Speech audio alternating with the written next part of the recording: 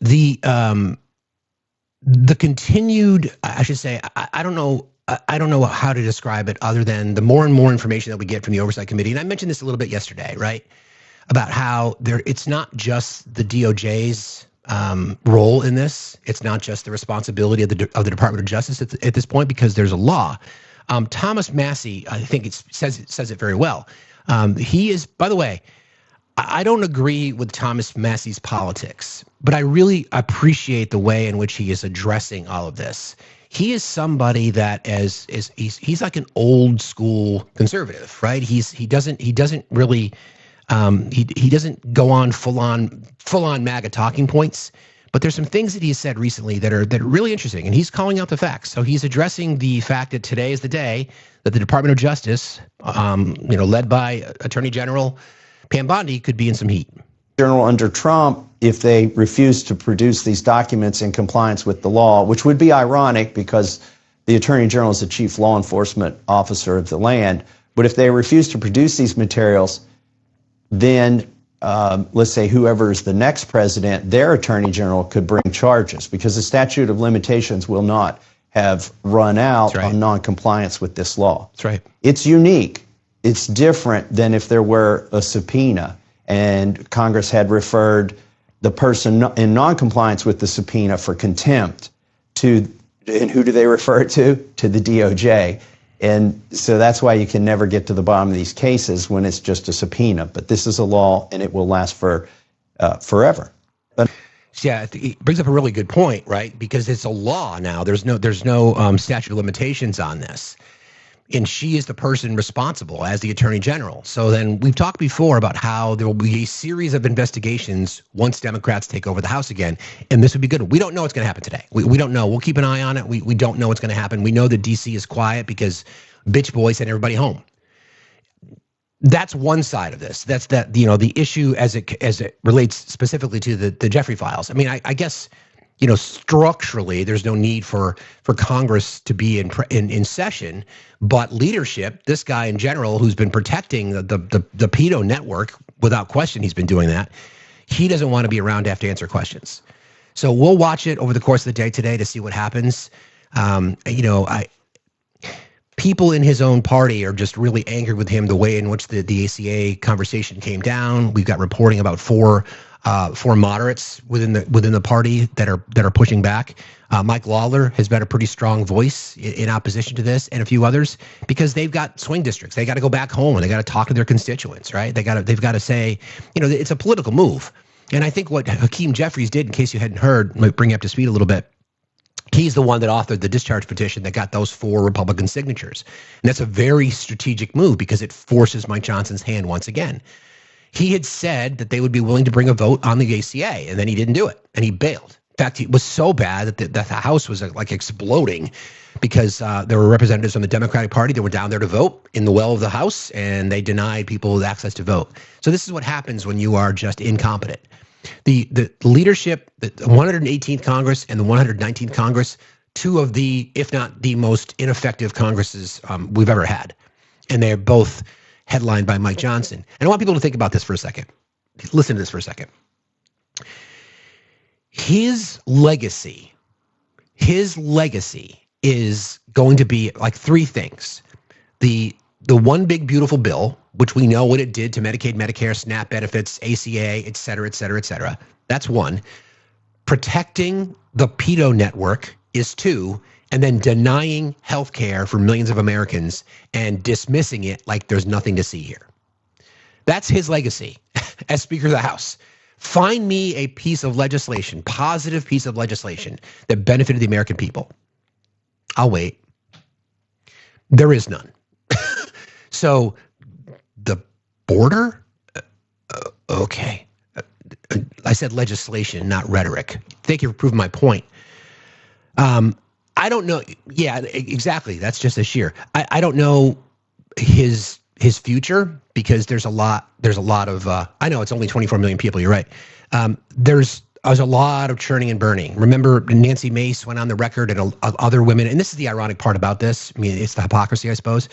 A lot of women in the Republican Party who represent Congress, who are in Congress, have been pushing back recently, saying, we don't get a seat at the table.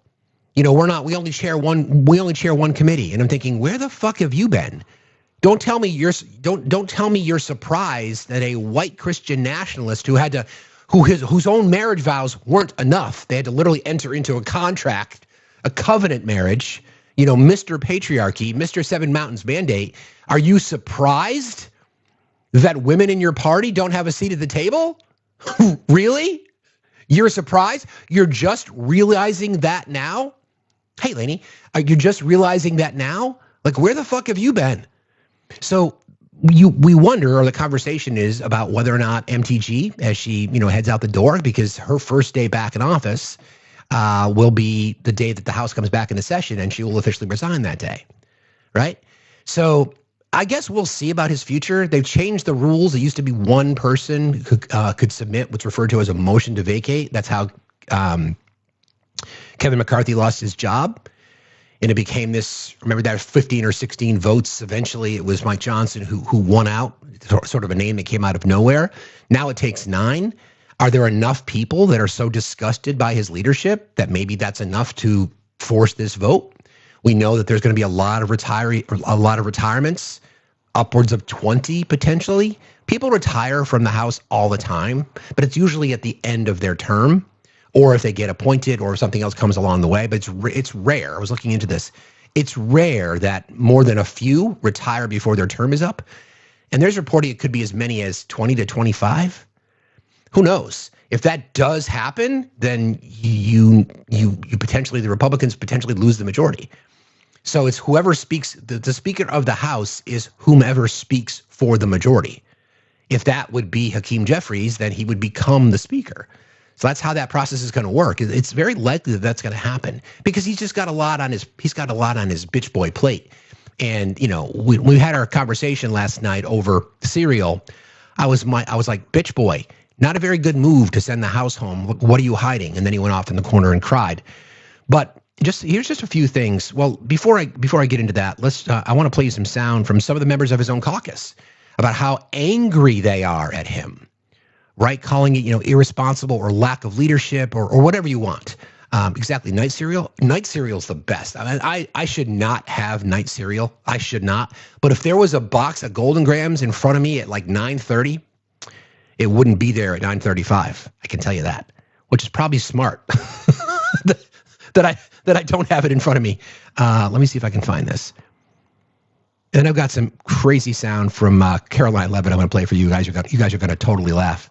And then we're going to talk about the Brown University shooter apparently found himself unalived in New Hampshire in a storage facility last night.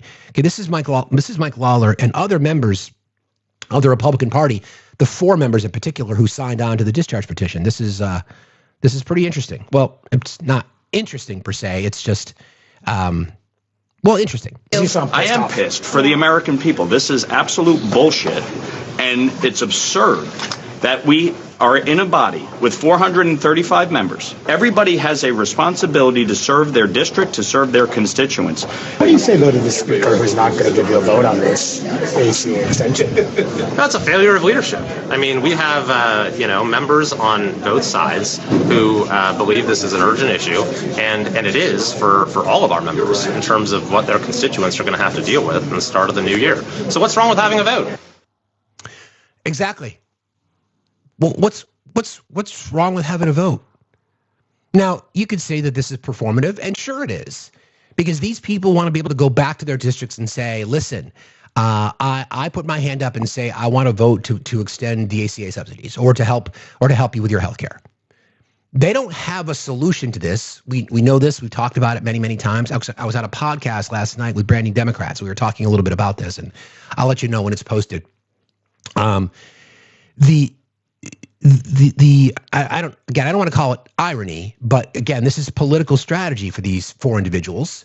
They're in swing districts. They're up for re-election. They having the brand Republican connected to anybody in Congress right now. Now the left the right likes to say, oh, the Democrats in Congress have like a 21% approval rating. Well, it's like 16% for the Republicans.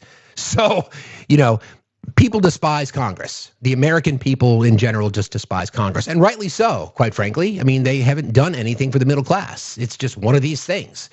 So here we go, right? We've got 15 years to try to solve this problem, and they've never been able to do it. So I'll play a little bit more sound from Bitch Boy, because he's created this mess himself. There's no way out because of how he's handled it. And he finds himself in a very precarious position because he keeps claiming that he's got control of his caucus.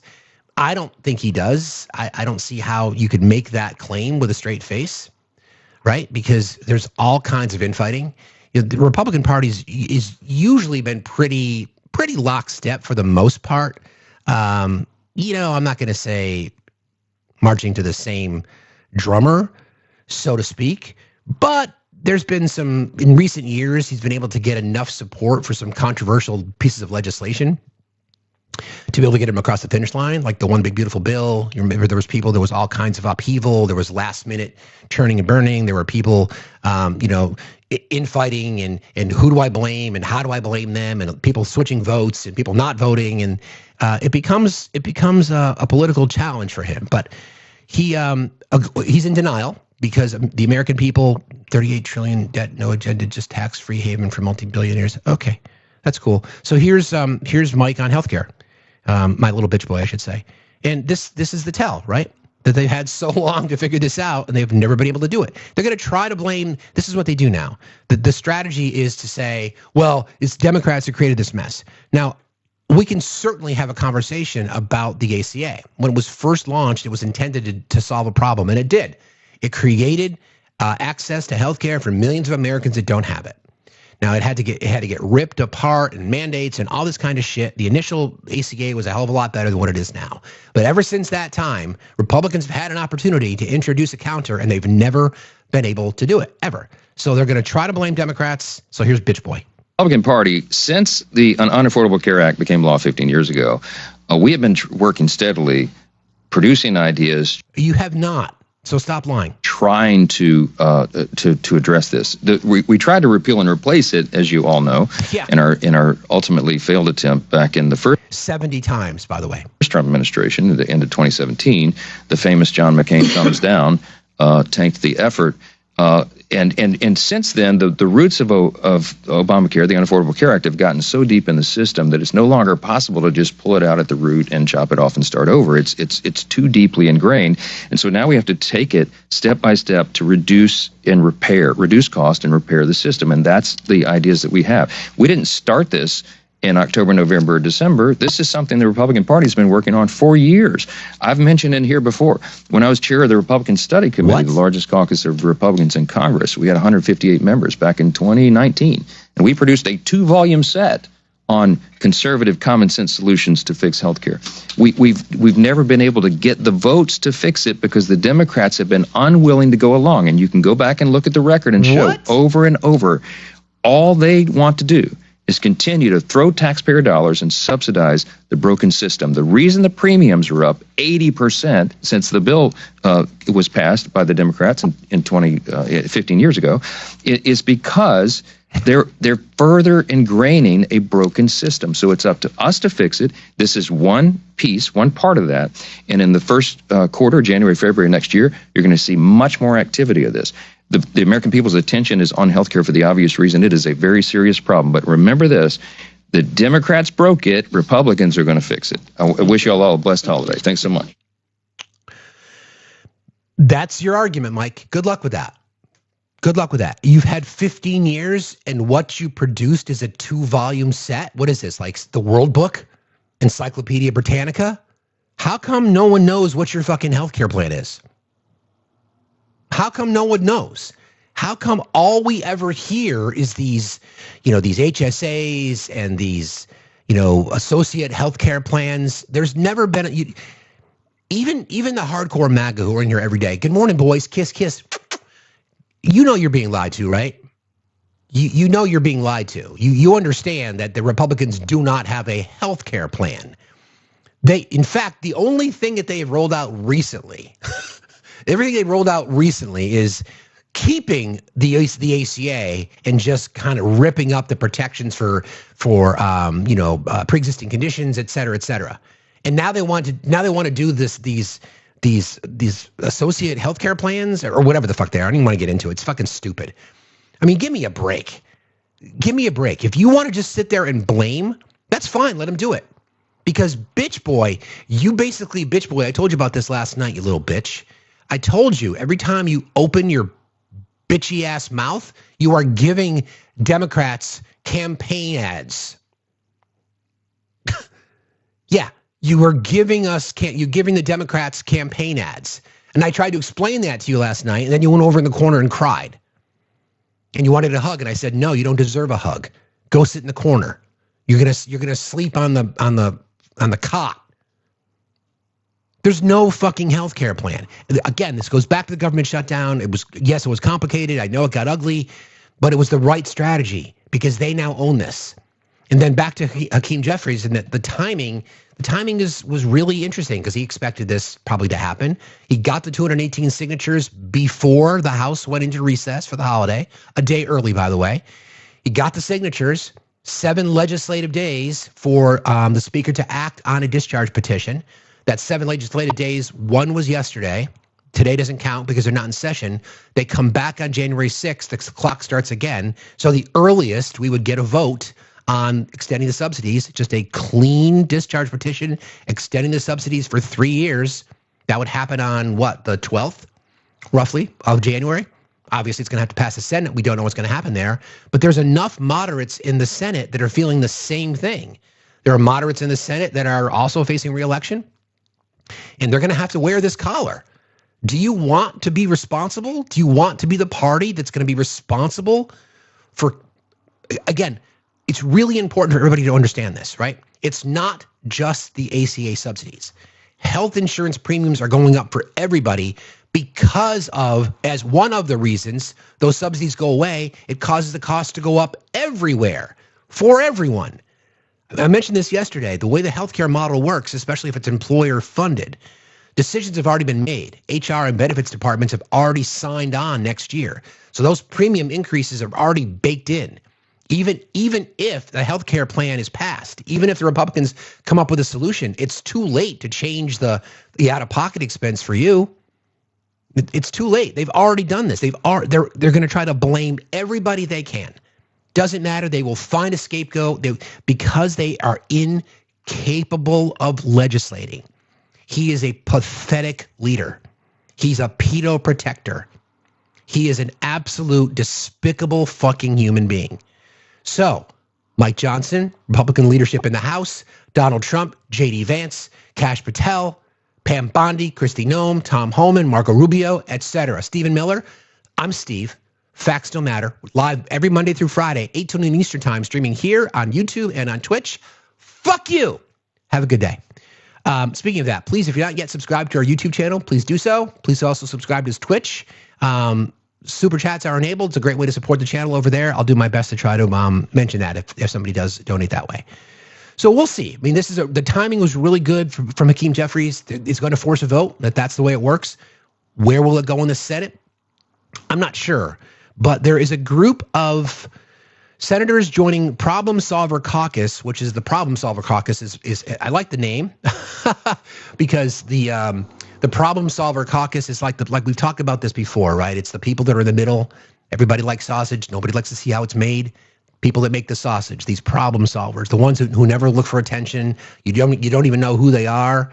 You know, we know certain prominent Republicans and Democrats in both the House and the Senate because they're the ones that are behind or in front of a microphone oftentimes. These people are the ones that just want to legislate, right? So this was reported on by Politico yesterday. Bipartisan group of moderate lawmakers privately strategized about how to pass an extension of expiring ACA subsidies early next year, possibly by using the newly discharged House bill as a vehicle for a Senate-backed bipartisan compromise. The closed-door discussion among House and Senate members about amending the discharge measure was described by 4 people who were granted anonymity to comment on the sensitive negotiations. It took place at a Capitol Hill meeting hosted by the Bipartisan Problem-Solving Caucus, whose members have spent weeks exploring possible compromises to extend the subsidies past December 31st. We already know that that's not going to happen now. The effort hit a wall this week after talks with Speaker Johnson to get a floor vote on a compromise extension proposal failed. 4 of them, including Problem Solvers co-chair Brian Fitzpatrick from Pennsylvania, broke ranks Wednesday and completed a discharge petition led by Minority Leader Hakeem Jeffries. Not all members of the Problem Solvers Coalition are convinced that amending the Jeffries-backed bill, a straight 3-year extension of the enhanced subsidies enacted under President Joe Biden, would be the most viable proposal. Some Democrats privately noted that the 3-year extension is already drafted and has support from a majority of the House and Senate lawmakers. They also pointed out that other subsidy extension proposals, which include new eligibility limitations and anti-fraud measures, have less support in the House. Republicans involved in the talks argue the 3-year extension won't be able to pass the Senate. It fell short of the necessary 60 votes last week, which is true, and are trying to rally support behind a compromise proposal that could pick up additional GOP support. In any case, no action is expected before Congress adjourns, as we know. They're going to have to put something on the floor eventually. We're going to send them a vehicle. I mean, that was the whole point of meeting with the senators. Senators who attended the meeting, including Maggie Hassan from New Hampshire, also Jeanne Shaheen, Angus King, Lisa Murkowski, and Bernie Moreno. So you got Bernie Moreno, Republican from Ohio, Lisa Murkowski from Alaska. Moreno has put forward his own compromise proposal with Susan Collins, said the group was talking in good faith and working together to get something done. Some lawmakers in the meeting suggested that a deal could encompass more than proposals to extend the premium tax credits. Republicans have also endorsed ideas to expand tax advantage health savings accounts and make it easier for small businesses to create insurance plans. The talks about what might be able to come together around included other provisions, and I'm not going to get into any of those details, said Shaheen from the Democratic negotiation side. So this whole thing to me is just interesting because we've seen the power that the president has or used to have.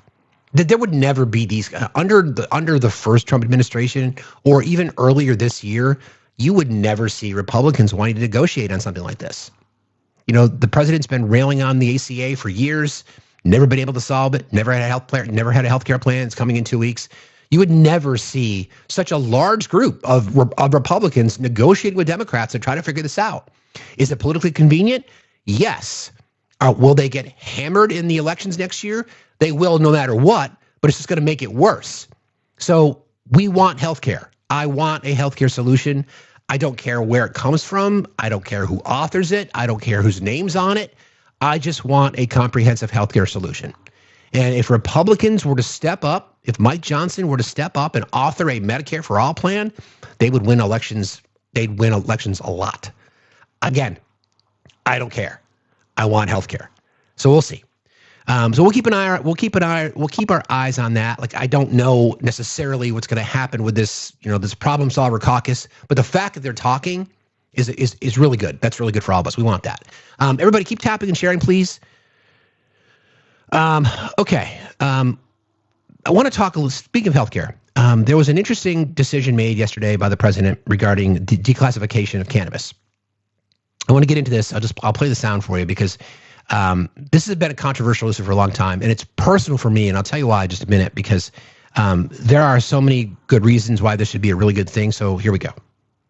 An executive order to reschedule marijuana from a Schedule 1 to a Schedule 3 controlled substance. So what does that mean? Well, a Schedule 1 drug, that is considered a highly addictive drug. They are drugs that are not accepted for any kind of medical use. That includes drugs like LSD, ecstasy, heroin. A Schedule 3 drug, that is a much more lax category. Those are drugs that aren't considered something that would have a high dependency rate. Drugs like Tylenol with codeine. So this, again, would be a significant shift. Now, we also expect that this executive action is going to authorize a pilot program that is going to allow reimbursements to Medicare users for products that contain CBD. One thing should be made clear to know. This does not mean that marijuana is legal. It is still illegal on a federal level, something President Trump made very clear. Now, there's a lot of opposition to this. Just recently, Oops, sorry. That's the end of the interview anyway. Look, Schedule 1 is a big deal because it doesn't allow for federal monies to be spent on research. I think back to when my daughter was sick. So going through the exercise in her case, and for most parents or her children or anybody who's dealing with cancer treatments in particular, you use medicine on top of medicine on top of medicine just to prepare you for the chemo and the radiation, and then pre and post. So remember, we had to give her medicines to protect her stomach because of the damage that chemo and radiation would do. Then we gave her Zofran. Then we gave her a combination of a whole bunch of things to help with her nausea. All these kinds of things related, just like the treatments in advance of the treatment. And I remember asking her oncologist. She was five at the time, and I said, what about cannabis? And he's like, I would love to be able to use that. CBD, whatever that might be. I'd love to be able to do things like that. And he's like, we can't. We can't for kids at this point. We should be able to. So he was all gung-ho on this, 12 years ago, 13 years ago. So there's so many recuperative and beneficial characteristics of CBD and cannabis in general. The fact that it's now declassified as a Schedule 3, that's really good news for everyone. For everyone, it's still illegal federally, but it seems like nobody gives a fuck because items get shipped across state lines like all the time. You can order stuff online. It's crazy.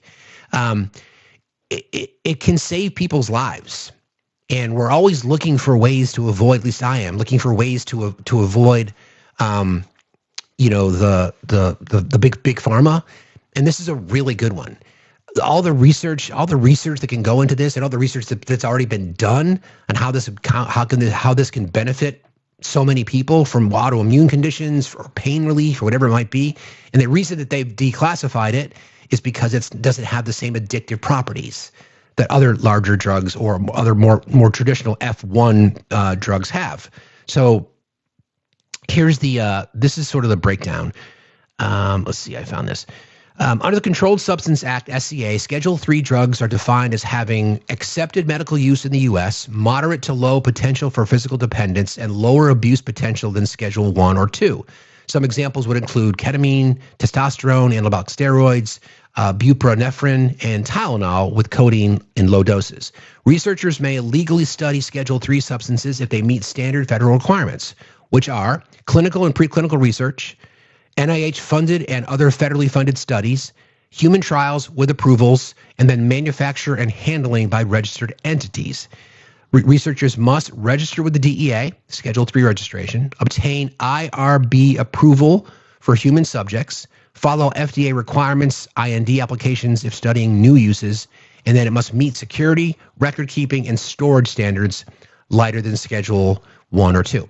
As somebody who has a small take in a cannabis company in VT, I can tell you how difficult it is to move product. Hey, Swishy Raiders, to move product, to register product. The sales are tracked.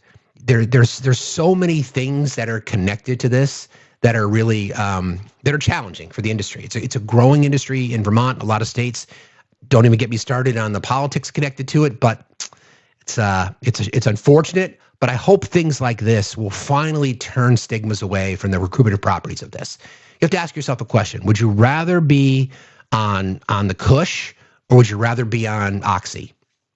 I think that's what this comes down to for lots of people. And I hope that more people can accept it because it's a benefit for all of us. Schedule 1 has no accepted medical use. In Schedule 3, it does. Federal funding extremely limited to non-existent for Schedule 1. It's allowed under Schedule 3. Moderate DEA barriers for Schedule 3. Standard manufacturing limits for Schedule 3. And then it's common under for research volume that you can use as much as necessary. Let's see. The distinction is central to cannabis rescheduling debates, psychedelic-assisted therapy research, FDA-regulated pharmaceutical development, and then the VA, Department of Defense research programs. So I am giving him props. I think it's great. I care about policy. I think it's a really good thing. This is something that should have been done a long time ago. I think it's a really good thing. If his name's on it, I have no problem with that. You see how easy that is? You see how easy that is? So I think it's progress. So we'll see. We'll keep tracking that. And by the way, my mod team, amazing that they are, they're watching the news as we are prepared to see whether or not they release the Epstein files today. We'll find out more about that. Hold on a second. We're going to talk about the TikTok sale, okay? In case you guys haven't heard. Actually, we might as well get into that now. Yesterday, we talked about, actually it was the 16th, we talked about how the extension was to expire, but then we learned that there was an additional 30 days connected to that extension. In the meantime, TikTok has signed the deal backed by the president to spin off U.S. assets to create a new entity with a group of mostly American investors. CEO Xiao Xu told employees in a memo yesterday. Although the transaction is not yet complete, the move brings TikTok one step closer to securing its long-term future in the U.S. It comes after a law passed last year required that U.S. version of the app be spun off, ByteDance, or be banned in the U.S. Trump repeatedly has delayed the enforcement of the law as he pursued a deal to transfer control of the popular app to American ownership.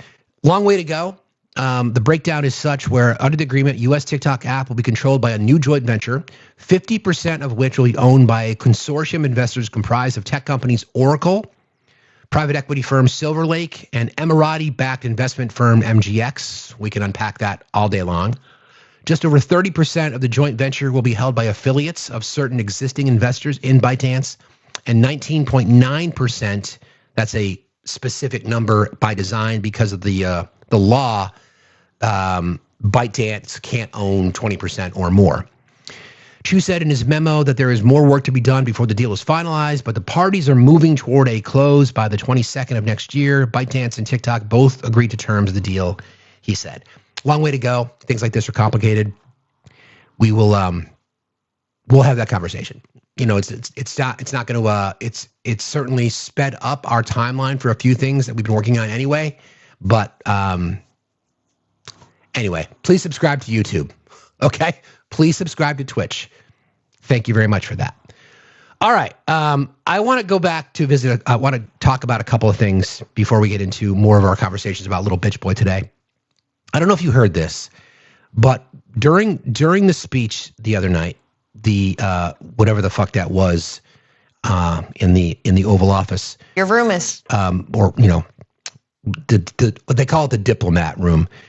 The conversation about these warrior that at any checks. time in American history, Hang on. and 100% of all jobs created, Hang on. jobs, wage increase. We build in America, there are no tariffs. Hang What on. nobody thought was even totally failed. Now, with the hottest through our great, big, Here we beautiful go. bill, perhaps the most sweeping legislation ever passed in Congress.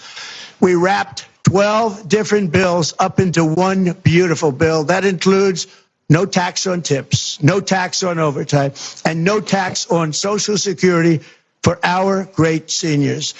Under these cuts, many families will be saving between $11,000 and $20,000 a year, and next spring is projected to be the largest tax refund season of all time. Because of tariffs, along with the just Remember that, because of tariffs. And I'll talk about that in just a second. passed one big beautiful bill, tonight I am also proud to announce that more than 1,450,000, think of this, 1,450,000 military service members will receive a special, we call Warrior Dividend before Christmas, a Warrior Dividend. In honor of our nation's founding in 1776, we are sending every soldier $1,776. Okay, so we talked about this a little bit yesterday. We were reacting to what he had said the night before. We know that there was promises made about $1,776. Okay, I'm not mad at it. Give me a chance, MAGA. You don't have to overreact. What I'm responding to is what he said, that due to the tariffs, we are able to do this. And that is just absolutely not true. Okay? It's got nothing to do with the tariffs. The way there's a little bit more sound on that I want to play for you, because I think it's relevant because of how he said it, the way in which he said it, and knowing full well that it's not coming from tariff revenue. Why would you say it? Why would you just tell people what you're going to do with it? My thought is that you're trying to put legitimacy on your tariffs, because we all know what they're doing to the economy. right? We all know what they're doing. It's cost us jobs. We've seen the volatility of inflation. There's now reporting about some questions about how the numbers were compiled to report on the inflation rate number. I'm not going down that road. We'll call it 2.7%. That's fine. But there's a lot of churning and burning. So I did a little bit of research into this whole thing about Warrior Dividend because I wanted to make sure I knew exactly where it came from. So this is reporting from the Army. The Warrior Dividend is a one-time cash payment of $1,776 to eligible U.S. military service members. Trump said the 1776 amount is symbolic, referencing 1776, the year of the American independence, and because the 250th anniversary, a birthday is next summer. It's described as a bonus or supplemental housing allowance payment to thank troops and commemorate the U.S. military's service. Active duty service members in pay grades 0 through 6 and below, up to colonel in most branches, captain in the Army, in the Navy, and the Coast Guard. Reservists and National Guard members on qualifying active duty orders of at least 31 days as of November 30th. Payments are tax-free for most troops. Veterans, retirees, and generals, flag officers generally are not included under current guidance. Roughly 1.45 million service members are expected to receive the payment. Despite the initial claims tying the Warrior Dividend to tariffs, the actual funding source is considerably different. It comes from the Pentagon Housing Funds. So this is money that's already been approved by Congress, money that is already targeted and appropriated for something in particular, like, for example, existing military housing supplemental funds, which, again, previously approved by Congress. It's part of roughly $2.9 billion allocated in the One Big Beautiful Bill Act to supplement the Basic Housing Allowance, or BHA, or BAH for troops. The Department of Defense is repurposing part of that housing money to issue these one-time payments.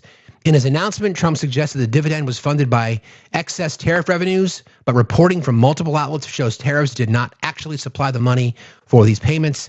That came from Politico. Analysts note that tariff revenue isn't sufficient to cover large direct payments like this on its own. The payment is treated as non-taxable for housing-related purposes. It will show up as a supplemental entitlement on military pay statements, and payments were expected to be issued before the 20th of December. I want to check. Jess, did you guys get this? I'm curious.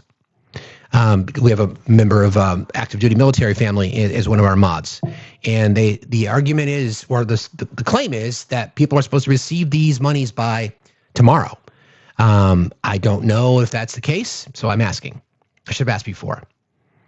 Money that, what I find it interesting though is like that's going to deplete a large chunk of that money. This is not money that was supposed to go. Okay. Yeah, so just check. So yes, the monies are going out, which is great. I'm glad you got that. So yes, so that monies though that were appropriated for something, I don't know what that does. It depletes that pool. Like I don't know what that BAH was going for. It says for supplemental housing assistance. So what happens to the rest of that money? I know it's reallocation for housing. I understand, but so like what happens now? So we can celebrate it. It will deplete the BAH fund through, and he'll have to steal from another to cover it. This is not dissimilar to what happened for building the wall. Don't forget, they repurposed money from, I think it's from the same fund. I'm pretty sure it was from the same fund during his first term. So it sounds great on paper.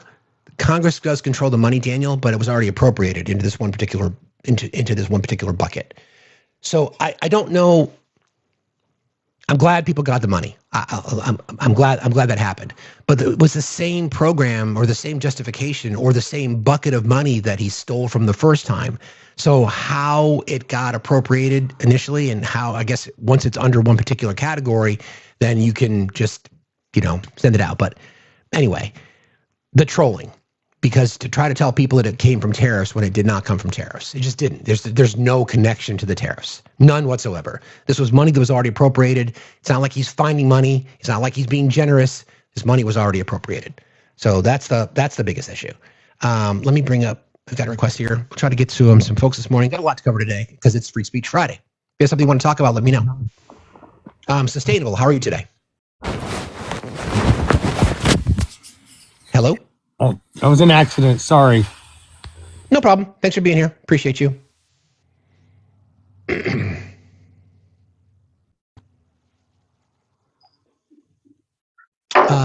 Good morning, Mr. Logic. How are you today?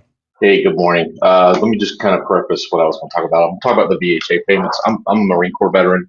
I used to receive that same payment every year. The sad thing about this is that not that he's claiming it's from tariffs. We get it. Trump's going to lie about anything he does. Well, that's fine. The sad thing is that we have over half the military on active duty, people that are lower enlisted, living in barracks, out on ships, where their housing's paid for and they don't get a housing allowance, that won't see this payment. And they're probably the ones that need it the most. The scenario here is that if you live in an area, like you're on recruiting duty and you're stationed in New Jersey for recruiting duty, you need a little extra money to deal with the cost of living there. That's what VHA or BAH is. So these people are already scheduled to get these payments. In a lot of cases, it's just an adjustment. I'm glad they're getting it. I think we should do this for our military more. But however, the honesty around it is not hard to provide. And I can't understand why that's always the struggle. Yeah, it's a good point. Like if you're going to do something like this, then really do something like $5,000, like cover an entire month's worth of expenses or something like that. I mean, yeah, I'm glad they got it. I'm glad they got it too, but it's just smoke and mirrors, really. It is. It's pandering, and the military deserves that bonus. They should get a bonus. This should be an annual thing for our military. Period. This is something our military should be able to depend on regularly.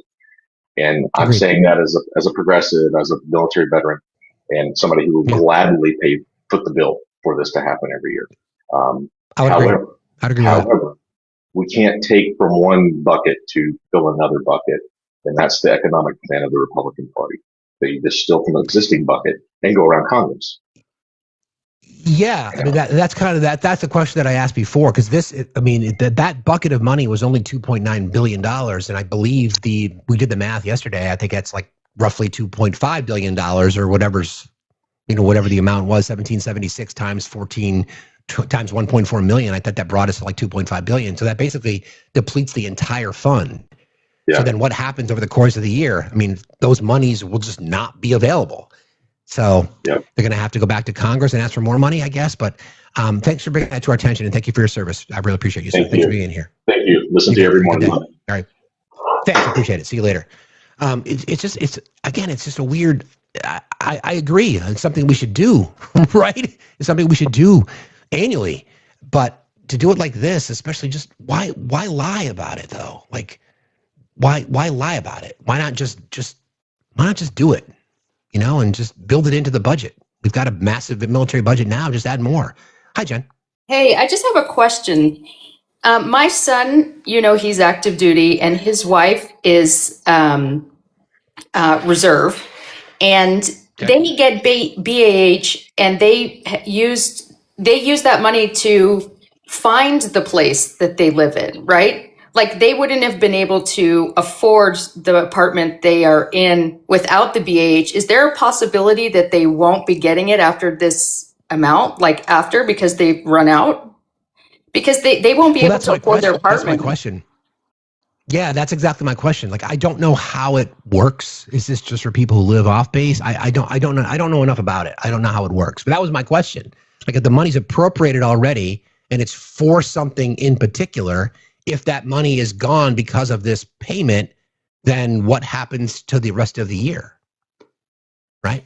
Yeah, because if they don't receive their BAH every month in their paycheck later, they won't be able to afford the place they've rented.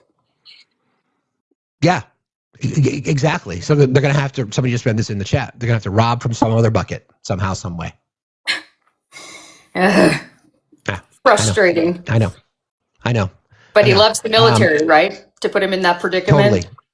Yeah. He loves them any way he can use them to his political benefit. He will figure out a way to do that. But thank you for jumping in, friend. I appreciate you as always. All right. Thanks.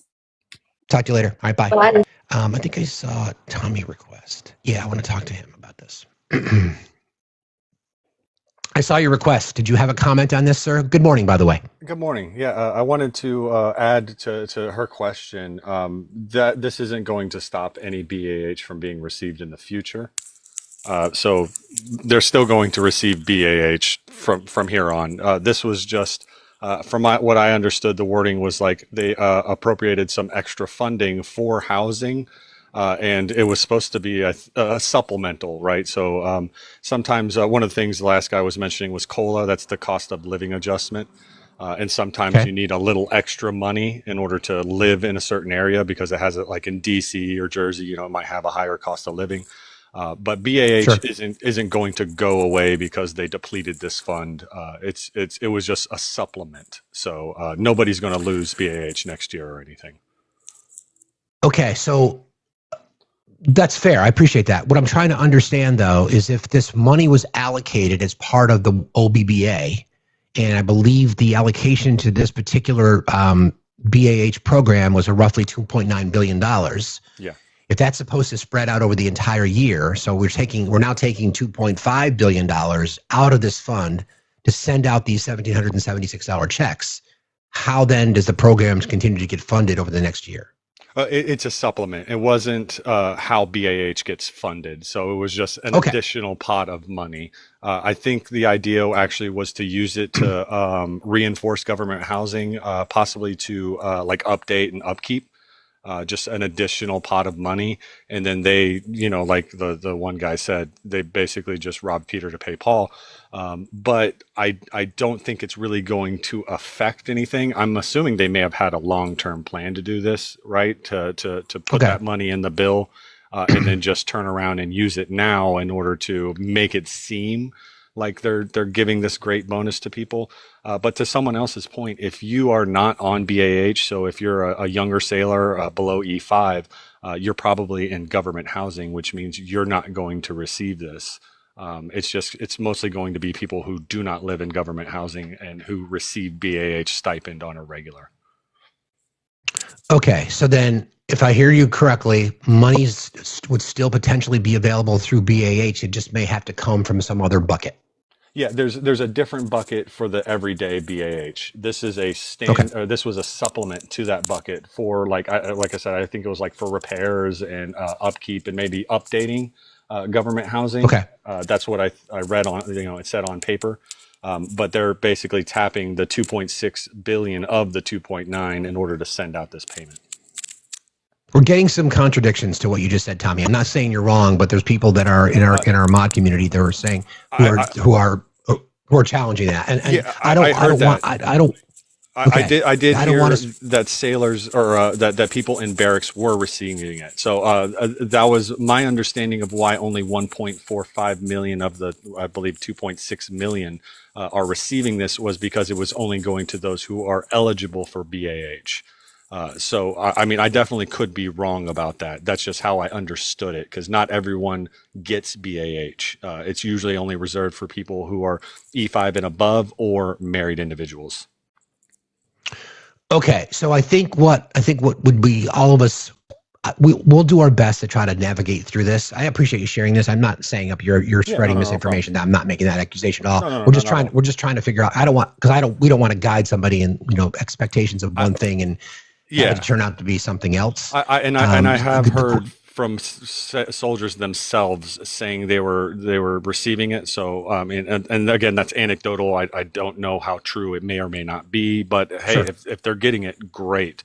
But we do know there is going to be a portion of active duty who are not receiving it. It's just a question of why aren't they receiving it? Because I don't think there's 1.1 million 06 and above officers. Okay, so one comment that was made, even if you don't receive BAH, if you meet the active duty and reserve stipulations, you get the payment. Okay, so that's, I mean, hey, more power to them then. I agree. I mean, I think I think what we're talking about here is something that we should be talking about, right? If we're going to be doing this, then let's do it. Don't tokenize, though. That's the part for me that I'm feeling like this is just using active duty military and the military in general to say, look how much we care about you. And to lie about the source of the income, like makes no sense. Exactly.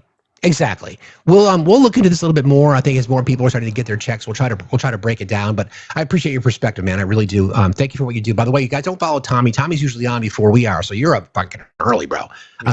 So thank you for what you do. I appreciate it. And if you don't, like I said, if you don't follow Tommy, guys, please follow Tommy. Yeah, thanks, Steve. Here, appreciate you have a good one.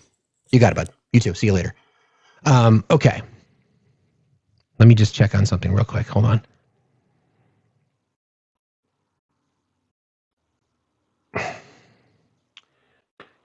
Trump thinks that we believe the tariff money is paying for this bonus to the military and all the Americans are getting a check as well.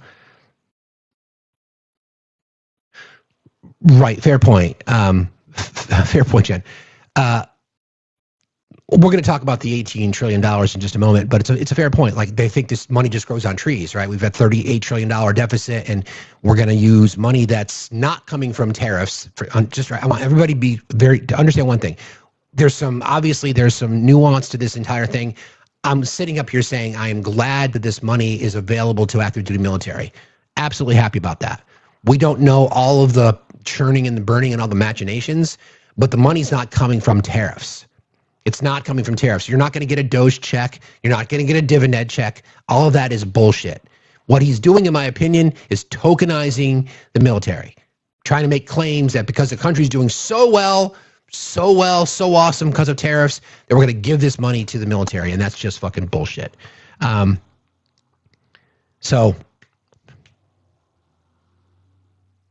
got it. All right, thank you. Thanks, guys. We'll continue to look into this a little bit more, but end of the day, I think it's a good thing. I just don't know what's going to happen if this particular fund gets depleted. We'll see. Okay, I think I've got some other folks that have requested. Let me see if I got anybody else.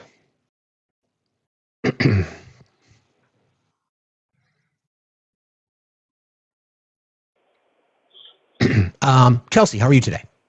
Good. How are you doing today, Steve? Fine, thank you. What's on your mind?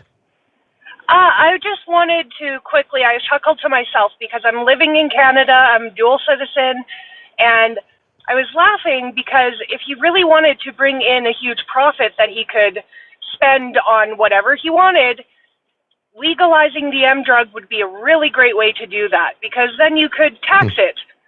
But anyway, just my thought for the day.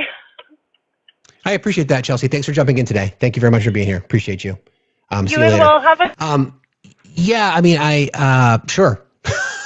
As someone who works in the industry in my particular state, it's not always sunshine and rainbows. I can tell you that, because everybody wants a piece of the pie or a piece of the flour, so to speak. There's good and bad to everything. I'm just pleased that they've changed the schedule from Schedule 1 to Schedule 3 so that we can do medical research into the recuperative and medicinal properties of cannabis. I think it's a really good thing. It's about fucking time. It's about fucking time. We'll look more into this whole process of the warrior dividends. At the end of the day, I don't trust it. I want it to be a good thing. I just wonder where the money is going to come from once that particular fund, excuse me, is depleted. And yes, I understand it's classified as a supplemental, but the money has to come from somewhere. And somebody just made this great point. Why are we not addressing the fact that two members of the United States military lost their lives in Syria? And I say that because just a few weeks back, the Syrian president was in the Oval Office shaking the president's hand in the Oval Office a couple days before Veterans Day. If it was not on Veterans Day, I think it might have been on Veterans Day, as a matter of fact, joking about how many wives he had. That guy, the new Syrian president, was an Al-Qaeda leader and was part of a plot to unalive and decapitate military veterans. And that guy was it was on Veterans Day, there you go. And that guy was in the Oval Office, and that guy is the president of Syria now. Is there nothing to talk about there? Is there nothing to see? Is that no big deal? Is it just, it's just the casualties of war, so to speak? Probably.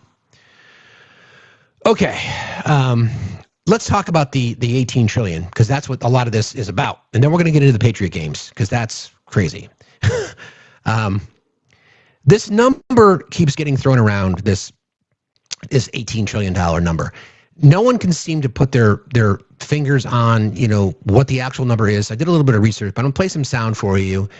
Members of Trump's, economic team, if you want to call them that, doing the rounds, trying to make the argument, trying to say, well, yeah, we've got all this money coming in. It's $18 trillion this, it's $18 trillion that. It's none of those things.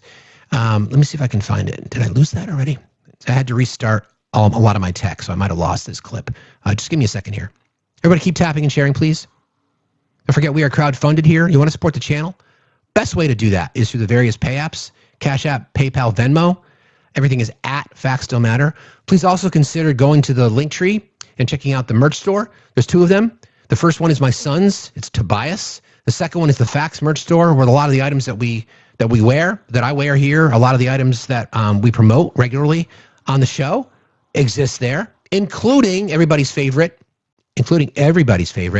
I Am Fucking Zen. Let me see if I've got this sound. Because this is here you go. All right. I don't. Hang on one second.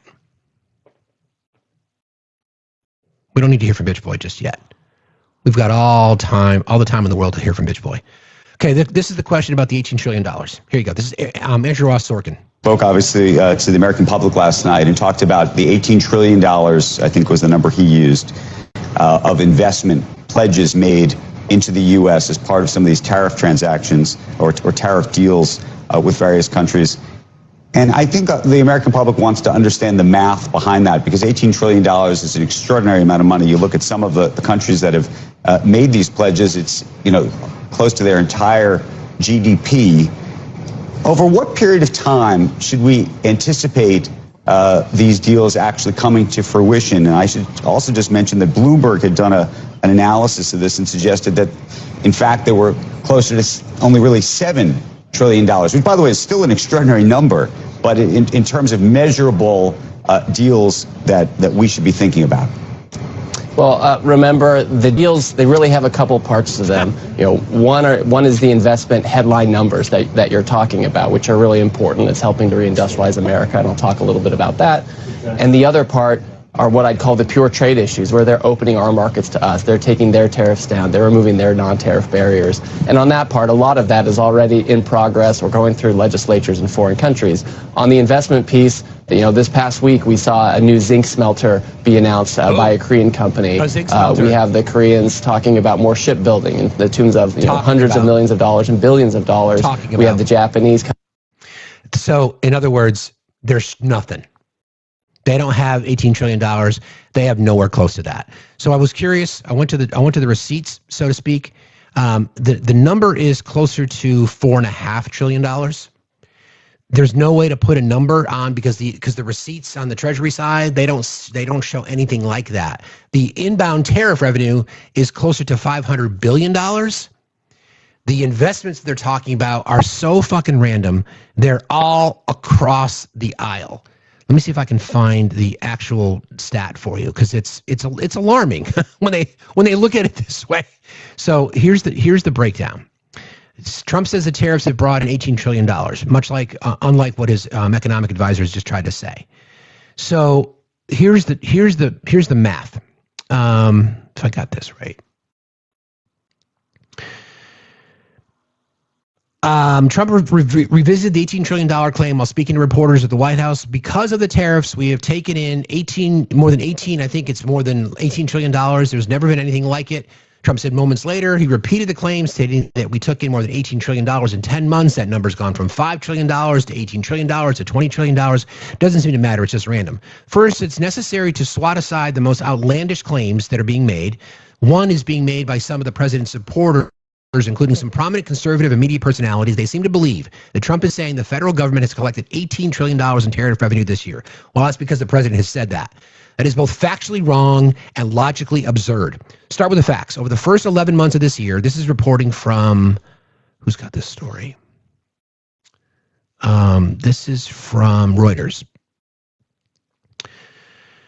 Over the first 11 months of this year, the federal government collected $236 billion in tariff revenue and duties. That number comes directly from the Treasury Department monthly report. And even though it represents a huge increase in tariff collections, Trump's tariffs are the biggest tax increases since 1993.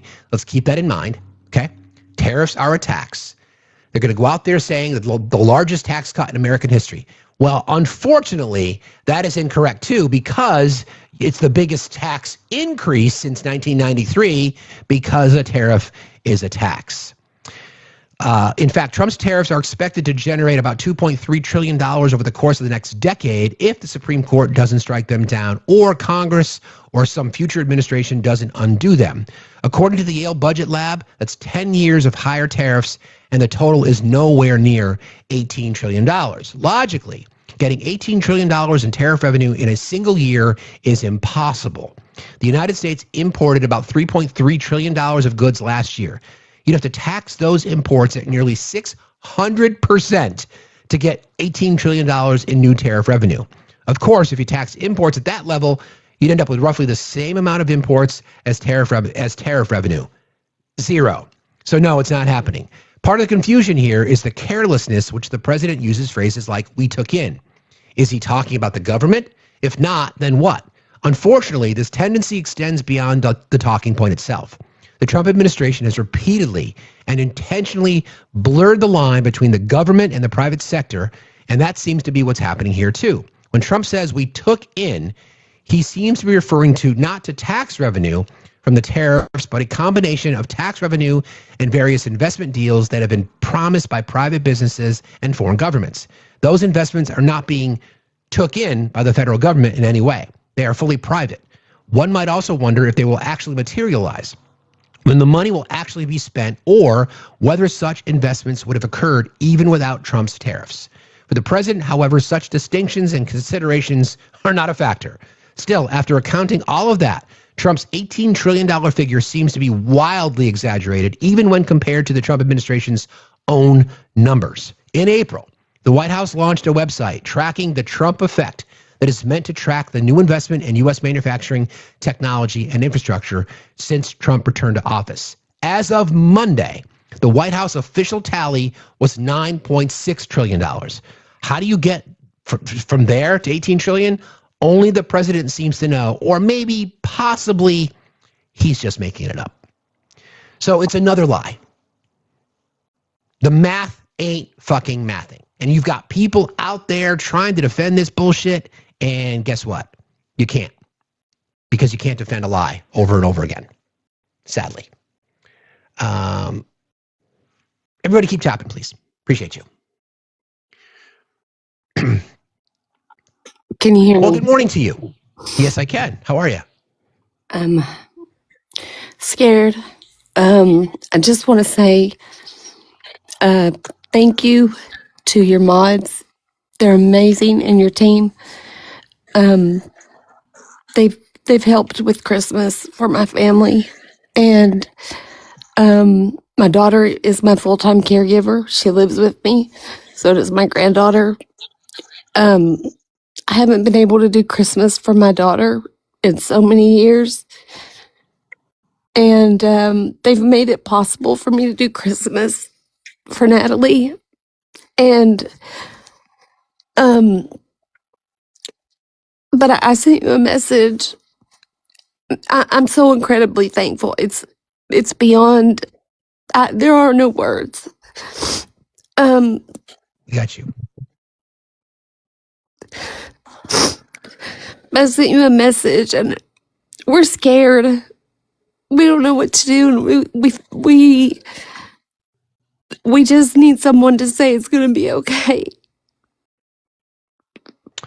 There's so much going on, and there's so much bad.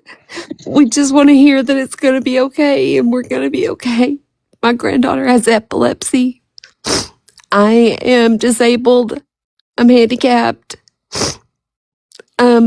My Medicare went up, which takes out of my Social Security payment each month, my disability check.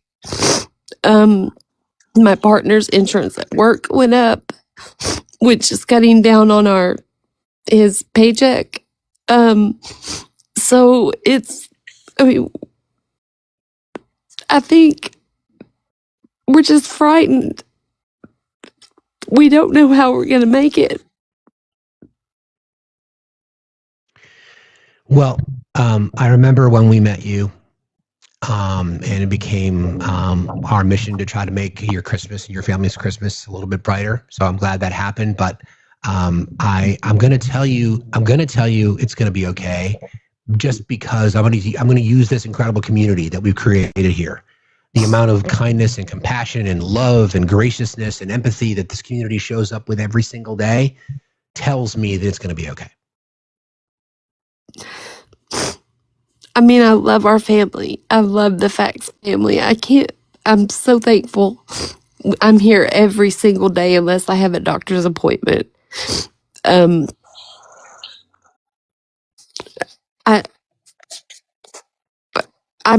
We're just so frightened. We're scared for my granddaughter Mavis. We're frightened that somehow she'll lose her TennCare because we live in Tennessee, of all places. And it's just, we're frightened. We're scared. I get that. I think that's real. Like we always talk about, whatever emotion you're feeling, just be in that emotion at that particular moment. I just want you to know that there's lots of people that are looking out for you and others. We appreciate you allowing us to show up for you and for your family. It's the least we can do. And I just want you to know that y'all have done more. Y'all have done be above and beyond. And I'm so thankful. I'm so thankful. I appreciate it so much. It's our pleasure. I'll reach back out to you today. Okay. Okay. Thank you. And okay. Mods, I love you guys. Thank you so much. You're amazing. I love you. Thank you so much. I love you too. I love you too. We'll talk to you later. Okay. Okay. Thanks for being here. Y'all.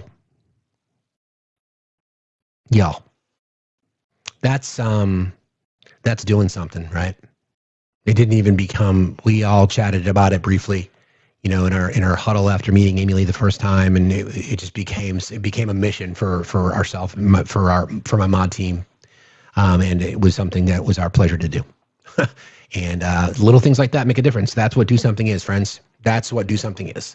Just the amount of love and compassion and like I said, empathy and kindness and grace and compassion that this community shows up with every single day. It's just humbling. It's just absolutely humbling. So thank you all for doing that. And my mod team, hearts in the chat for the amazing, my brothers and sisters that exist on my mod team. Some of the most kind, compassionate, caring, wonderful individuals I have ever had the pleasure of meeting. Ever had the pleasure of meeting. And it's without them, I could not do this every day. And without them, these connections wouldn't be possible. So yes, it's my face you see every single day, but this is us. So thank you all very, very much. I appreciate that.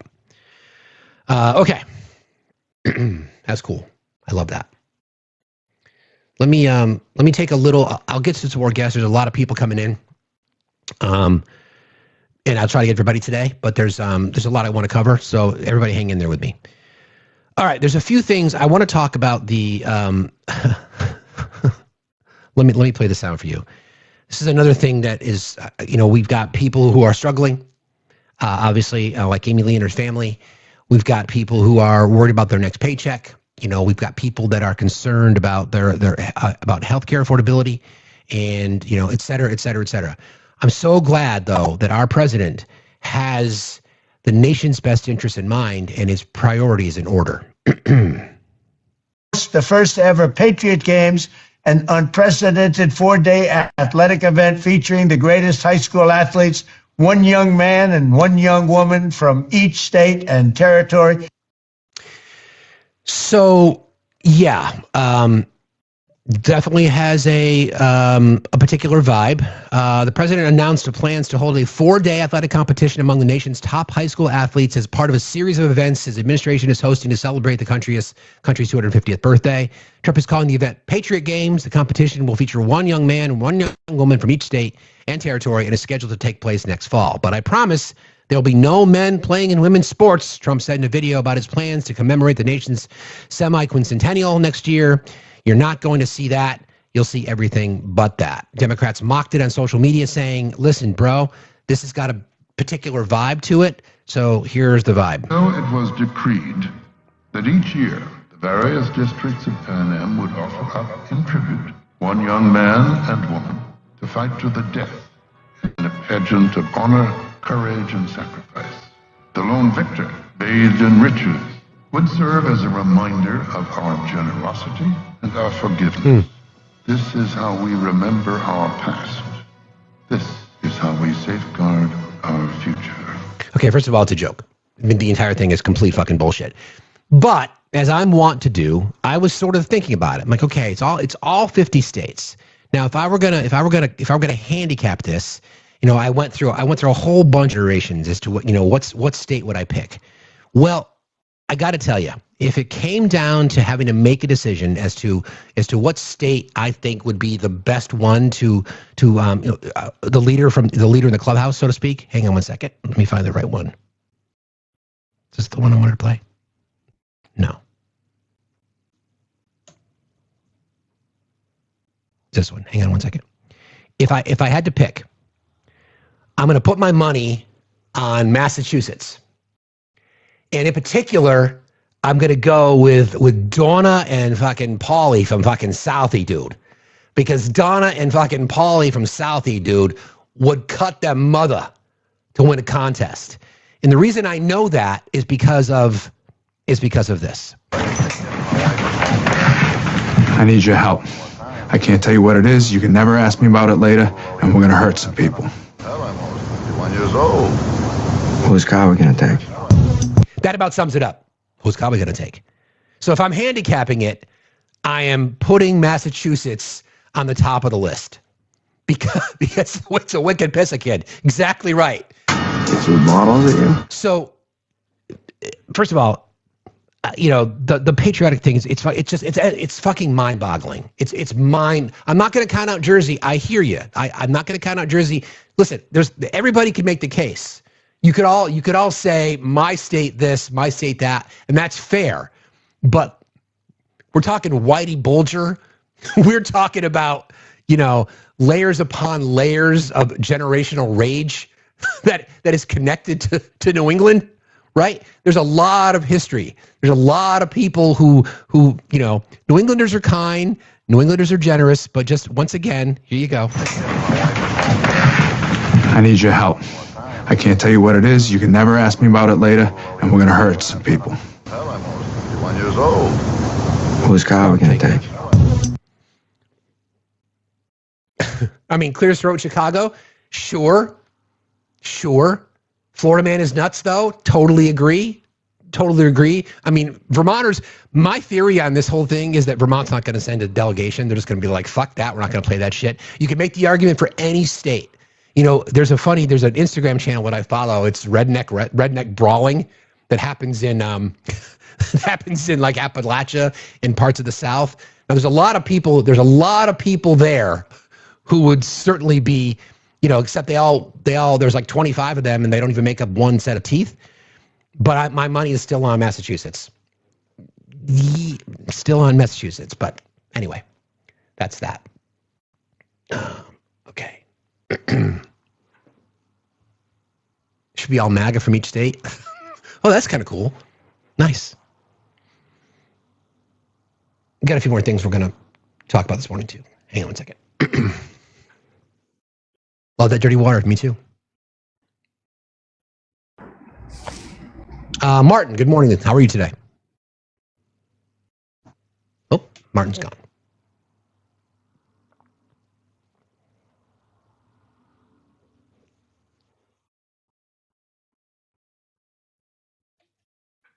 Thank you for that, also. I appreciate that. I will. Yeah, good call. Can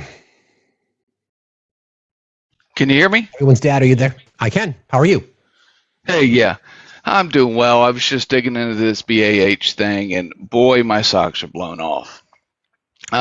So if you look in Title II, Committee on Armed Services, it's earmarked in there $2.9 billion to supplement the basic allowance for housing payable to members of the Army, Air Force, Navy, Marine Corps, and Space Force.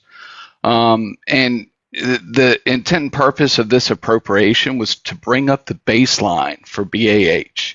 So it generally increases every year, as does the cost of housing, right? But the intention of this, yep, increases every year because housing prices go up. But the actual intention of this was to change back to 100% of the housing cost instead of the 95% that we've been at since 2015. So currently armed service members pay 5% and they get a 95% supplement. So the intention of this was to get it back up to 100%, right? So for all intents and purposes, what this is doing is instead of bumping everyone back up to 5%, they're just giving them the money in one time, and then they get the lower reimbursement, the 95%. So it's kind of like a loan, if you would. Okay, money that's appropriated for a particular cause is now considered a loan for the most part. Yeah, basically. So it was the intent purpose was to bump them up to 100% coverage instead of 95%. So what Trump's doing is paying all this out, and we're going to keep it at the 95%. So they're going to get it one lump sum now, and then have to continue their 5% cost share. Does that make sense? Okay, I understand what you're saying. So it's just smoke. Just for context. It's just smoke and mirrors, and just for context of how sizable this is. So if you have, like, you know, we all know the junior members, the E1 through 3, you know, they're usually required to be in the government housing, so they may not see this. So you're going to see it from like E4 up, and the higher rank you are, up to 06, you're going to get a higher amount, and it's also dependent on your cost of living, what area you're in.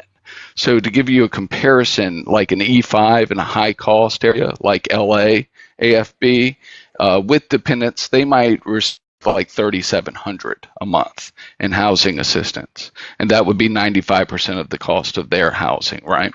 Where E5 at like Goodfellow, AFB, in Texas would receive about $1,500 a month. So this one payment represents anywhere from 60% of 1 month's housing allowance to maybe up to 130%.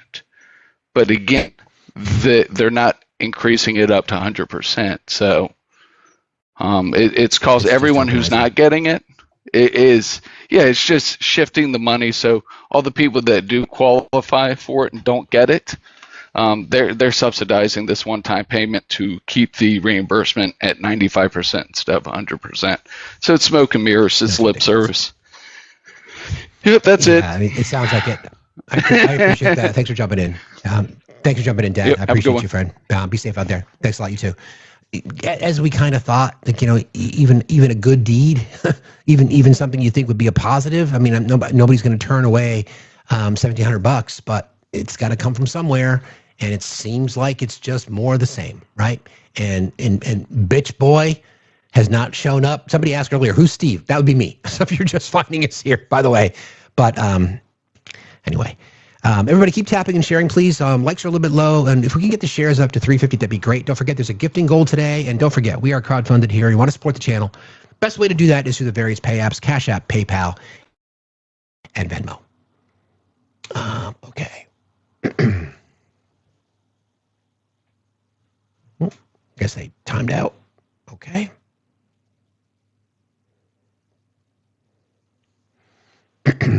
They might have. Oh, there's Kelsey. Good morning. Good morning, Kelsey. How are you today? Kelsey, are you there? Might have been a tap. I'm the progressive in your pocket.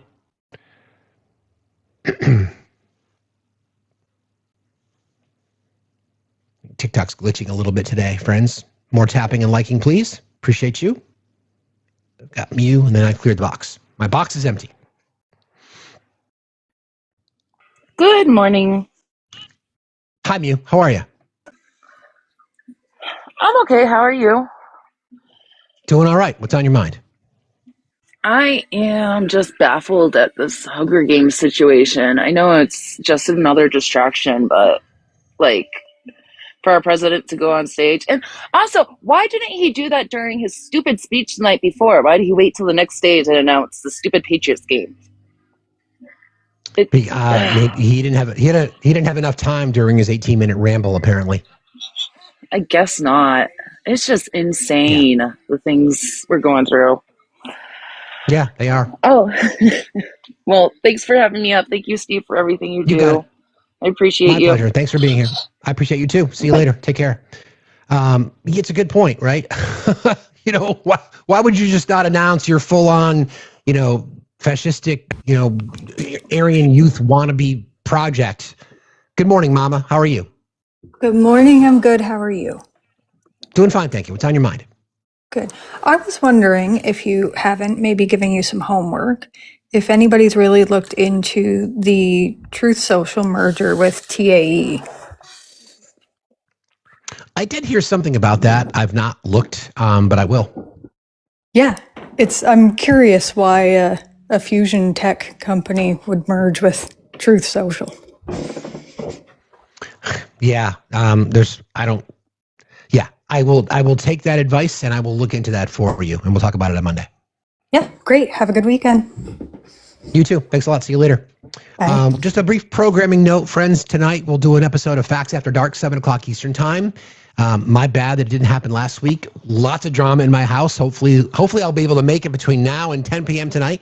Starting at 7, myself and Ash and our friend Adi will be talking about breaking the red pill and are men capable of loving themselves. That is the conversation we'll have this evening. I think it'll be a really good topic. Any conversations we can have regarding red pilling and how we can all sort of push back against it, and the things that we can do to try to, remind people what's at stake, not just for people who are being red pilled, but parents and others who may have seen one of their children become red pilled. That would be a really good thing.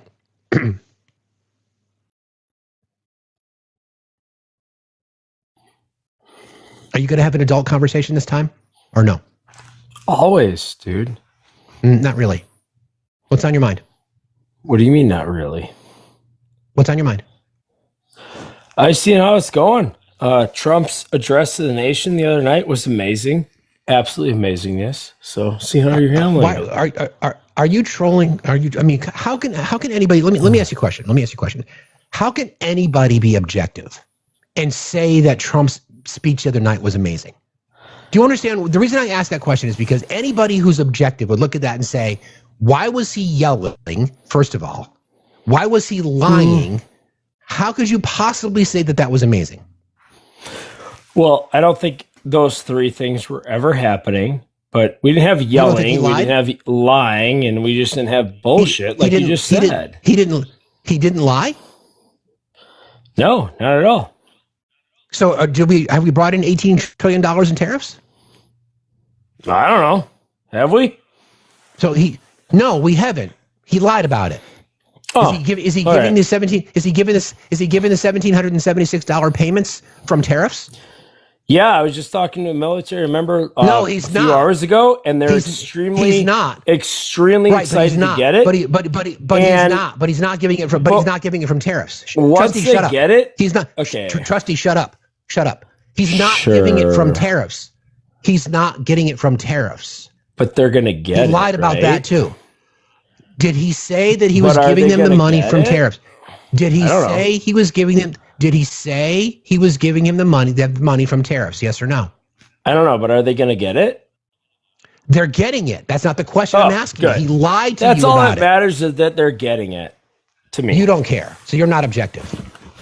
Well, no, I just want to make sure they're getting it because I've been told by a bunch of leftist assholes that they're not going to get it. You're the first leftist asshole that has admitted that they are going to get it. So I want you on record saying, yes, our military is getting $1,776. Trustee, you really suck at this. You're not very good at this because you can answer a question. The question I asked specifically is, he said the money was coming from tariffs. Is the money coming from tariffs? Yes or no? It's a simple question, Trustee. It's a simple question. Let's see if you can answer a question, okay? Is the money that is being paid to the military coming from the tariffs? Yes or no? Pretty simple. Unmute your microphone. Be a good boy. Sorry. I'm not. I'll ask it again. I'll ask it again. I thought we were under a good argument. I'll ask. It's well again because you can't shut up. I'll ask you again. Is the money that's being paid? Stop talking. Is the money that's being paid to the military coming from tariff money or is it not? Oh, I don't know. I don't really care. It's from the government, so it doesn't matter where it comes from. Of course you don't. Get the fuck out of here. Oh my God, they're so fucking stupid. Why do they have to be so stupid? It's a choice. It's a choice. It's just really a choice. It's a pretty simple question. What's a TikTok? How are you? Hello? Sorry, I did not mean to join. My dog Okay. did that. It's okay. No problem. Thank you for being here. I appreciate you. It's a really simple question, right? It's just really a simple question. You know, you want to make an accusation when I say he lied about this, he lied about that, he was screaming and yelling. Why was he screaming and yelling? You know, it's just have a conversation. I'll prove that I'll talk to anybody, but just try to have a conversation. Just answer questions. And when you can't answer questions, what it tells us is that you're in a cult because you'll just believe whatever the orange guy says. And that's unfortunate. That's unfortunate. Maybe get a hobby. I would try that. Get a hobby. You know, maybe touch some grass. You know? May, how are you today?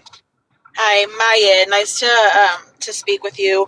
I typically watch you while I'm on my journey to my work. Thank you. I just wanted to thank you for giving information that I think is necessary for some people, even though they choose not to use it to their benefit. Thanks. I also want to say that I saw today, I don't know if it's how real it is or not, that the current president in the White House put plaques underneath his predecessors that were insulting. Yeah, I'm going to get to that. I don't know if that was taxpayer money used, and if so, how does that help the middle class or the American people? It doesn't. I will never understand that. And also, I think that the Hunger Games that he's trying to do is obviously because he watches way too much movies, too much television. And he's trying to distract from the Epi files that are supposed to be released today. So correct. Maybe the plaques are along the same lines. All of the things that he's doing, I feel, is a distraction. But I just wasn't sure if you knew anything about those plaques or where the money came from for them. Well, I don't know where the money came from, but yeah, we're gonna talk about the plaques actually, because you're right, it's disgusting what he did. It's absolutely disgusting. It's horrible. It breaks decorum, right? Like, we're supposed to have a certain standard of respect for people who come before us and in any position, but that's not there. We knew it wouldn't be there. It's just disgraceful to do it in the White House. It's not his house. Correct. That's exactly right. Thank you for being here today. May, I appreciate you jumping in. Thanks a lot for being here. You got it. Yeah, I'm gonna. Here's the sound. I'll play it right now since it's a good segue. So they call it in the biz. They call it a segue. John, are you triggered? Look at John. John, are you triggered? John, maybe it's just not your color, John. Maybe. So here's the story. This is reported on MS Now yesterday. In case you didn't know, there's a series. We know about the pictures that are on the pathway to the Oval Office. Here's the reporting. In it, unless if you read these plaques, Donald Trump's, which is all laudatory. But I think it's worth saying that the Democratic presidents who are trashed on that wall got more than 300 million combined votes across 5 elections.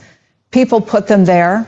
What else do you think it says about our current president, that this is something that he took the time to want to do? Yeah, I think it's funny that Carolyn Levitt thinks it's a plus. Maybe she's just catering to Trump, who wants credit for these vulgar and kind of repulsive plaques. But, that Trump personally did it. In a way, the normal thing would be to say, well, some overeager staffer who wanted to build up the president and attack his opponents did it. But, it wasn't really the president's decision. They went the opposite way on this, obviously. But you're right. Look, I mean, these people won a majority. Obama and Biden won a majority of the vote in the 3 most recent Democratic presidents to win, and Clinton won handily plurality. immoralities with Perot, preventing him from getting a majority. Trump won people who voted for Obama in 2016. Trump won people who voted for Biden in 2024 who voted for Biden in 2020. Otherwise, he wouldn't have won, right? By definition, if you're going to go from the minority party to the majority party, you need to win people who had voted for the other people. Do they really want to hear that the person they voted for, they might not think in retrospect he was as great as they hoped? Do they want to hear that he was worthless and want to see him denigrated? We have such a tradition in this country, and, for better or worse, but I think for better, being pretty respectful of former presidents, right? I mean, you see the photos in the Oval Office, they get together, the living presidents, often at the beginning of the next president's term, people from both parties. There's a tradition for major occasions. People will come together, funerals and national tragedies, national celebrations, obviously.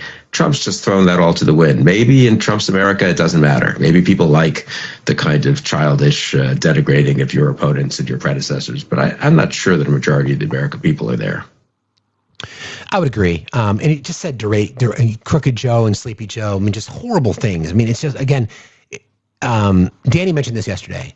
The president of the United States doing something like that is just pretty disgusting. Thank you, AD. The Gavin Newsom press team, by the way, has been on top of their fucking game because they responded and they put a picture, they did their own image of Donald Trump falling asleep. And this was the plaque that the Newsom press team put out. Donald is finished. He is no longer hot. First, the hands, so tiny. And now me, Gavin C. Newsom, have taken away his step. Many are saying he can't even do the big stairs on Air Force One anymore. Uses the little baby stairs now. Sad. All the television cameras are on me, America's favorite governor. Even low ratings Laura Ingraham edits the tapes. Can't stop talking about my beautiful maps. You're welcome.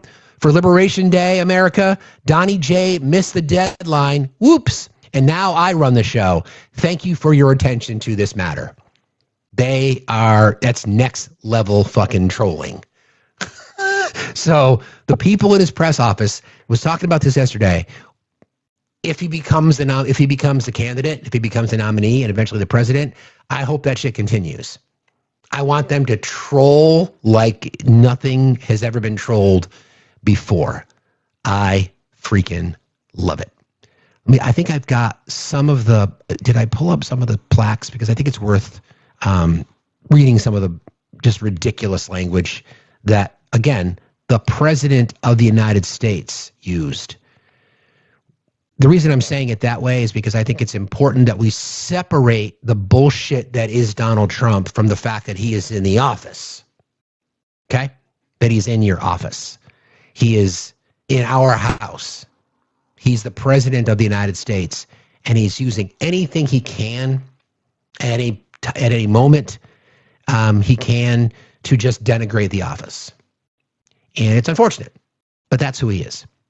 I'm going to play some interesting sound, too, for you guys. It's been released recently from an interaction that the president had back in 2020 with a member of the Georgia House about his election crimes. We'll get into that in a second. I don't think I have that sound. Hang on, let me just check one thing because I think it's important. I want to share it with you because of the horrible things that he said.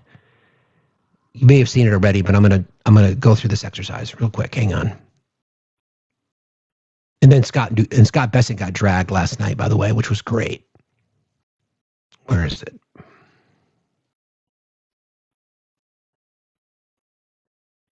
Maybe I don't have it.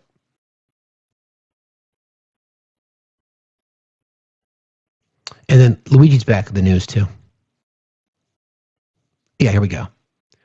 So these are some of the things that, again, the president of the United States said about other presidents of the United States. This is what he said about Joe Biden. It's just embarrassing. I mean, Sleepy Joe Biden was by far the worst president in American history, taking office as a result of the most corrupt election ever seen in the United States. Biden oversaw a series of unprecedented disasters that brought our nation to the brink of destruction. His policies caused the highest inflation ever recorded, leading to the U.S. dollar to lose more than 20% of its value in 4 years. His Green New Deal scam surrendered American energy dominance, and by abolishing the southern border, Biden let 21 million people from all over the world pour into the United States, including from prisons, jails, mental institutions, and insane asylums. His Afghanistan disaster was among the worst humiliating events in American history and resulted in the unaliving of 13 brave American servicemen members, with many others gravely wounded. Seeing Biden's devastating weakness, Russia invaded Ukraine, and the H Group terrorists launched the heinous October 7th attack on Israel. Nicknamed both Sleepy Joe and Crooked Joe, Joe Biden was dominated by his radical left handlers. They and their allies in the fake news media attempted to cover up his severe mental decline and his unprecedented use of the auto pen, etc., etc., etc. And then Barack Hussein Obama was the first black president, a community organizer, one-term senator from Illinois, and one of the most divisive political figures in American history. As president, he passed the highly ineffective Unaffordable Care Act, resulting in his parties losing control of both houses of Congress, and the election of the largest House Republican majority since 1946. He presided over a stagnant economy, approved the terrible Iran nuclear deal, and signed one of the one-sided Paris Climate Accord, both of which were later terminated by me, President DJT. I mean, come on. I mean, I'm all about petty, but give me a fucking break. Just seriously, give me a break. My God, you spent that much time doing that bullshit, but then props to Gavin Newsom and his press team, because that's some next level trolling. All right, I think I've got let's see, a couple more people that have requested. We'll get to everybody here. I'll do my best at least. Don't forget, guys, we're crowdfunded. Want to support the channel? Please do so. Cash App, PayPal, Venmo. Help us bang out that goal today. Good morning, Kylie. How are you? Hi. Kylie, are you there? Hello. Hi, I think I'm here. Sorry. That's okay. I just kind of wanted to ask, why is the right's obsession with transgender people? I just don't get it. Like, we're 1% of the population, so it's just like, why? Why do we care so much?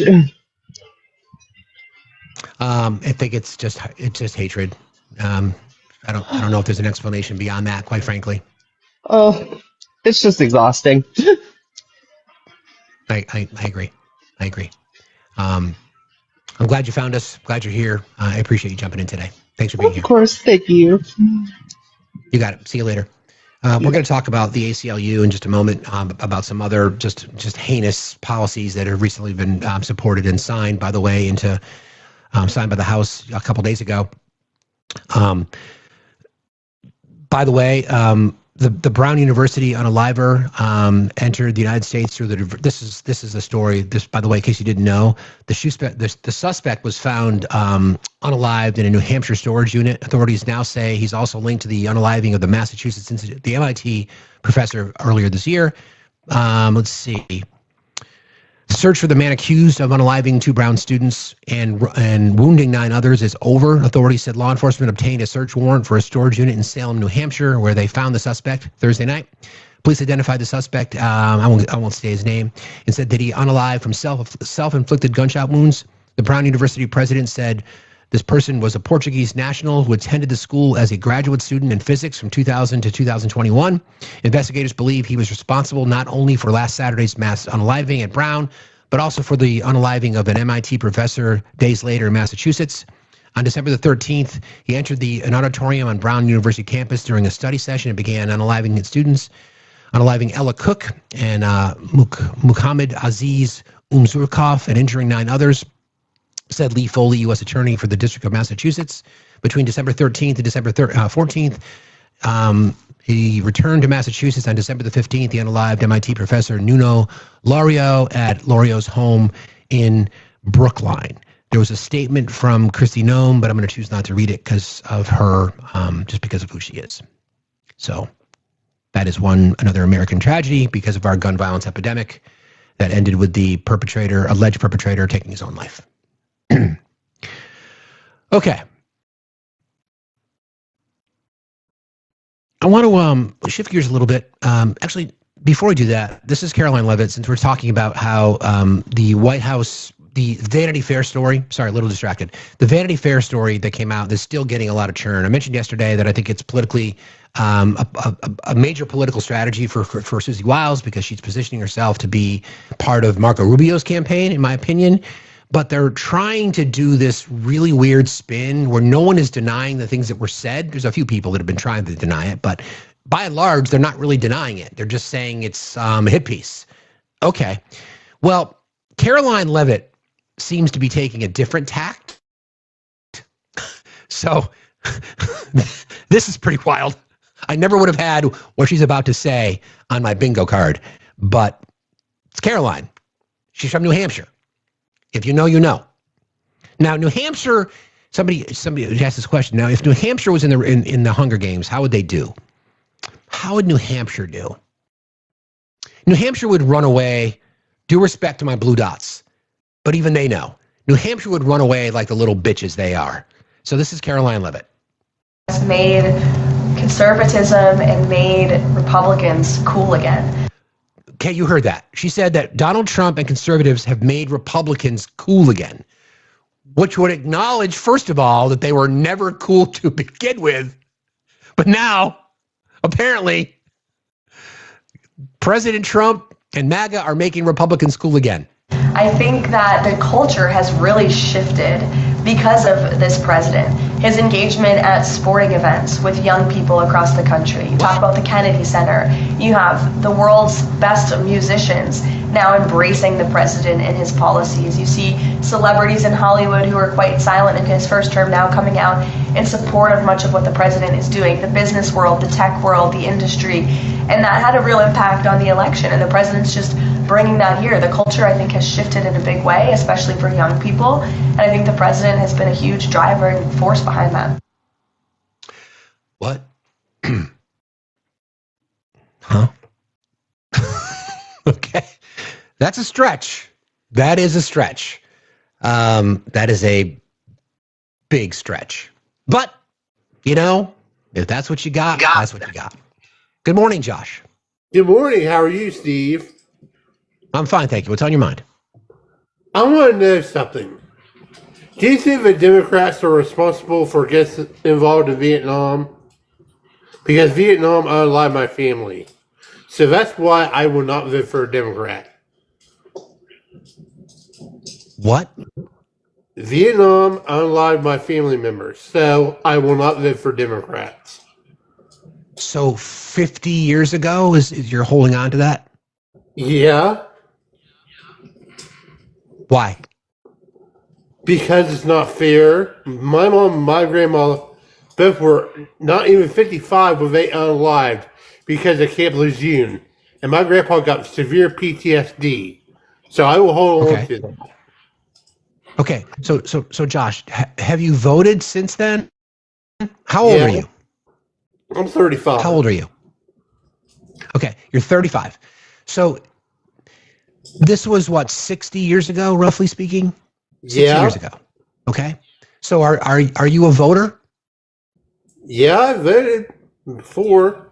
Okay. So you're holding on to something that is 60 years old. Have you what are some of the things that you stand for now, Josh? Probably I'm pro-life. I'm against the LGBTQIA plus community. So it's got nothing to do with Vietnam. You just got a lot of hatred in your heart. No, it's got everything to do with Vietnam. That's why I don't vote for a Democrat. Well, no, but I just asked you because you said you have issues with the LGBTQIA community. That community is right. So that it's really not about Vietnam. It's just about hatred. No, it's about Vietnam. Well, it can't be, because I asked you specifically, and you gave me two things that are certainly supported by Republicans: anti-LGBTQIA and then anti-women. So it seems to me that it's more about hatred. It seems to me it's more about hatred that you have for certain groups of people. Got nothing to do with Vietnam. Well, okay, them are two policies I agree with, yes. But the vast majority of the reason why I did not vote this year was because of the Vietnam issue. But Josh, who was the president? I mean, don't forget Richard Nixon also presided over Vietnam, right? He's a Republican, Josh. Well, yeah, but he didn't get so involved like Johnson did. Right. Well, okay, that's fair. We can have that criticism, but let's talk about reality, though, Josh. Let's talk about reality. So the reason that you didn't vote for Kamala Harris was because of Vietnam? Yeah, as weird as it sounds, like I didn't vote for Trump either. I stayed out of it. I didn't. So you didn't vote at all? No. So you didn't vote at all? So no. So then you don't vote? I do vote. Like I voted for John McCain. I voted for Mitt Romney. I refuse to vote for Trump because he's not a Christian. Okay, so it seems to me, because you're the one that brought up. You said you're pro-life, Josh. Right. Okay, so do you think that we should have policies in our country that tell you as a man what to do with your body? No, there's no laws like that for women either. Well, there are, though. There are, because there are, and I'm not going to debate on the women's side of this. I'm going to debate it on the man side of this, okay? Because I don't have a uterus. The argument that I'm making, Josh, is that there are laws in our country that tell women what they can and can't do with their body. There are no laws that tell men what they can and can't do with theirs. Yes, so why do you? No, there aren't. No, there aren't. Name one. Okay, we're not allowed to rape. That's something that we can do for body. Okay, you can just get the fuck out of here after that topic. What?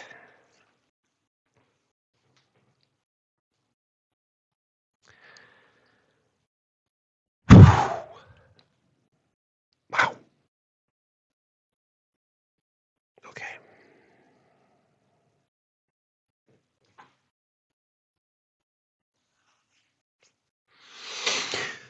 Okay. They vote, friends. Well, he doesn't, but many do. All right. Let me pause briefly there and go back to some of the spin that the administration is now attempting, or people who support him in and outside of the administration are attempting to say about Donald Trump's economic plans. You're going to hear again from Howard Nutlick. Yes, I know his name is Lutnick. I call him Howard Nutlick. But this is some of the most. I've heard spin before, friends. This one rises to the next level. Okay, so he's being interviewed on Fox, being interviewed by John Roberts on Fox, and John Roberts brings him back to the speech from the Oval Office the other night. Here you go. This is crazy. Said last night, because some of them were just mathematically impossible. Listen to what he said about bringing down the price of prescription drugs. Listen here. I negotiated directly with the drug companies and foreign nations, which were taking advantage of our country for many decades, to slash prices on drugs and pharmaceuticals by as much as 400, 500, and even 600%. Well, if you cut something by 100%, the cost goes down to zero. If you cut it by 4, 5, or 600%, the drug companies are actually paying you to take their product. So it raises the question, how much of last night's speech was hyperbole and how much was fact? So it's a fair question, right? You lower the price 100%, it's free. Anything below that, anything below that, and you're being paid to purchase the product. I want you to hear how Howard Nutlick answers that question. Now, what he's saying is, you bring it, if a drug was $100 and you bring the drug down to $13, right? If you're looking at it from $13, it's down 7 times. It's not a 600%. Well, but it's 700% higher price before. It's down 700% now, right? So a $13 would have to go up 700% to get back to the old one. So it all depends on when you look at it. You could say it's down 87%, or you could say it would have to go up 700% to be the same one. So it just depends on what you look at it. But basically what he's saying, and we all know what he's saying, is we are hammering the price of drugs down. I'm sorry, one more time. I ask you about some of the things that the president said last night. because some of them were just mathematically impossible. What? Listen to what he said about bringing down the price of prescription drugs. Listen here. I negotiated directly with the drug companies and foreign nations, which were taking advantage of our country for many decades, to slash prices on drugs and pharmaceuticals by as much as 400, 500, and even 600%. Well, if you cut something by 100%, the cost goes down to zero. If you cut it by 4, 5, or 600%, the drug companies are actually paying you to take their product. So it raises the question, how much of last night's speech was hyperbole and how much was fact? No, what he's saying is you bring it, if a drug was $100 and you bring the drug down to $13, right? If you're looking at it from $13, it's down 7 times. It's not as 600%. Well, but it's 700% higher price before. It's down 700% now, right? So a $13 would have to go up 700% to get back to the old one. So it all depends on when you look at it. You could say it's down 87%, or you could say it would have to go up 700% to be the same one. So it just depends on when you look at it. But basically what he's saying, and we all know what he's saying, is we are hammering the price of drugs down.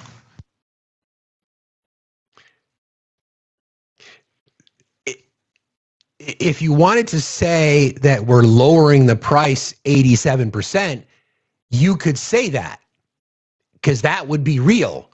But anything else is not. What? What? Okay. That's the new math, apparently. What? What he really means is if it went down and then it went up, and then you took a left and you took a right, and then you went the other way. Here's a little tip. It's just funny. I have a friend of mine who is horrible with directions. When you give directions to somebody, this is what she would do. She would say, you go down this long dirt road, and the road winds, and you continue to wind, and on the left side of the road, you'll come on. There's a road on your left. It's got a farmer. It's got a tractor and 7 mailboxes. Don't take that left. That's what it seems like. Anyway, that's MAGA math. There are people in this world and on this app that believe you can lower the price 600%. Never mind 600%. They believe you can lower the price 101%. You can't. I mean, you can, but then you're going to be paying people for it. What? What? All you have to do is, what's the question? That's a good point. That's a good point. All you have to do is carry the one and it makes sense. There you go. I mean, you're absolutely right. How did I miss that? How did I miss it? Can you imagine being Howard Nutlick, who used to be respected in the economic community, is going out there on Fox News and trying to answer that question? Why didn't you just say, the president's worried? You don't even have to take the bait, but you did. If you were asked that question, you could say the president's focus is to lower costs for Americans and then leave it at that. Instead, you just do that fucking bullshit. Oh yeah, it's this and it's that and it's 13 and it's 100. Anyway, so there's new reporting from a Georgia House Speaker caught on tape during the 2020 election. This is pretty wild. This is another example of the crimes that committed by the President of the United States, alleged, that Jack Smith called out in his closed-door testimony recently about they've got the receipts. So here's the President of the United States at the time. This is back in 2020. This is a conversation between himself and the Georgia Speaker of the House. Here you go. It's incredible. Thank you for your support, too. Well, thank you, Mr. President, and I thank you for your service, and I'm just honored to be a supporter, and I fear for this country's future if we... Oh, David, it's what's going on, and with that crazy governor you have. I mean, this guy, do you know he was 21 points down And actually, David Perdue called me in the primary, with 1 day to go. He was getting killed by, I guess, the lieutenant governor and others. He was in third or fourth place. And David Perdue called me, would you endorse him? I said, who is he? I don't know. And they convinced me he's fine. So I said, all right. I endorsed him. He went up like 60 points immediately. He won the thing the following day. And then I helped him get, as you know, you were probably there, I helped him get elected with, beat Stacey, the great Stacey. And so he beat Stacey, and, I had 2 rallies, I had 30,000, 40,000 people each. The one had 55,000 people. And that was it. I helped the guy greatly. And when I called him to help on this, I thought it would be routine. Are you there, Deb? You can hear me okay? I can hear you great. Yes, sir. Okay, good. When I called him to ask on this thing, can you call General Assembly? Can we go over the signatures? We checked the signatures. You'd find that 25% of them were forgeries, okay, or false. They weren't the wording for forgeries. They were just, somebody wrote a name down. And that would be the end of the election for David. Wouldn't have to worry. Probably she wouldn't either, because I bet you'd have 200,000 at least. And that would be the end of this whole thing, and we would win the state. And he didn't want to do it. I said, wait, now let me explain it again. Well, I can't do that for you. I said, you can't do it for me. You're not doing it for me. You're doing it for everybody. You're doing it for the country. And he's like a stonehead. I can't believe it. He doesn't want to call a special election. Now, I understand you have the right constitutionally to do that yourself, according to who they say is the best lawyer there is, John Eastman. But this guy, this governor, and then you have Raffensperger, who's a disaster. Raffensperger. He's a disaster. And I'm saying, can you believe it? And I do something I never do. I said, wait a minute.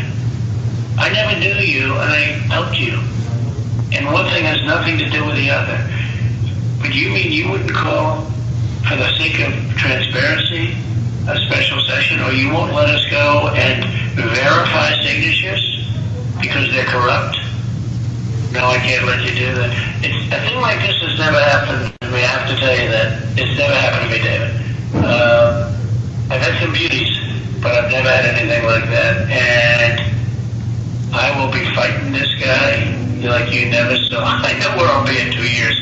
I know what place I'm going to be. That's going to be in Georgia. And we won this thing by 400,000 or 500,000 votes, just like we did Alabama and every other state in the South. And we won your state massively.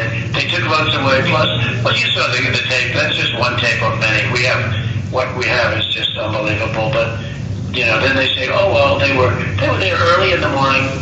And that was coming out of suitcases, luggage, and it was a lot of votes. It was probably more than 100,000. They ran them through 3 or 4 times, the same votes. You get the idea. And this person is just glazing the president. It's the Georgia speaker at the time. The evidence that we have, allegations at this point, Jack Smith testifying, being in front of Congress the other day, closed door. How funny is it that Jack Smith himself said, I'll speak publicly. Let's have cameras in the room and I'll sit there and answer all your questions. And the Republicans are like, oh, no, we can't have you do that. And Jack Smith's like, well, I got the goods. We have more than enough evidence to convict this guy. And of course, they did not want that to go public, now did they? Of course not. So one of the members of our team, Ahmad Jess, military wife, got a letter. This is the letter that her husband received regarding the payment. As it does, it says, Dear service member, as announced by President Trump at his December 17, 2025 address to the nation, you have received a special warrior dividend in the amount of $1,776 in recognition of the 250th anniversary of the United States. This is a one-time tax-free payment to supplement your basic allowance for housing. You'll receive it even if you do not currently get a BAH payment. This payment is made possible by the President's One Big Beautiful Bill Act and demonstrates the Secretary of War's commitment to improving housing and quality of life for service members and their families. If you did not receive your warrior dividend or have questions, please see below for contact information. They give you telephone numbers and email addresses. Your service, So I think we've sufficiently addressed this, that it's not coming from tariffs, as we were told, but I'm glad that they got it. Okay, so there's some reporting regarding, this is just from breaking news from the DOJ. This is reported by Forbes. Let me see here. That's a paywall, guys. I can't read that story. If anybody has information from another source, I'd appreciate that. Let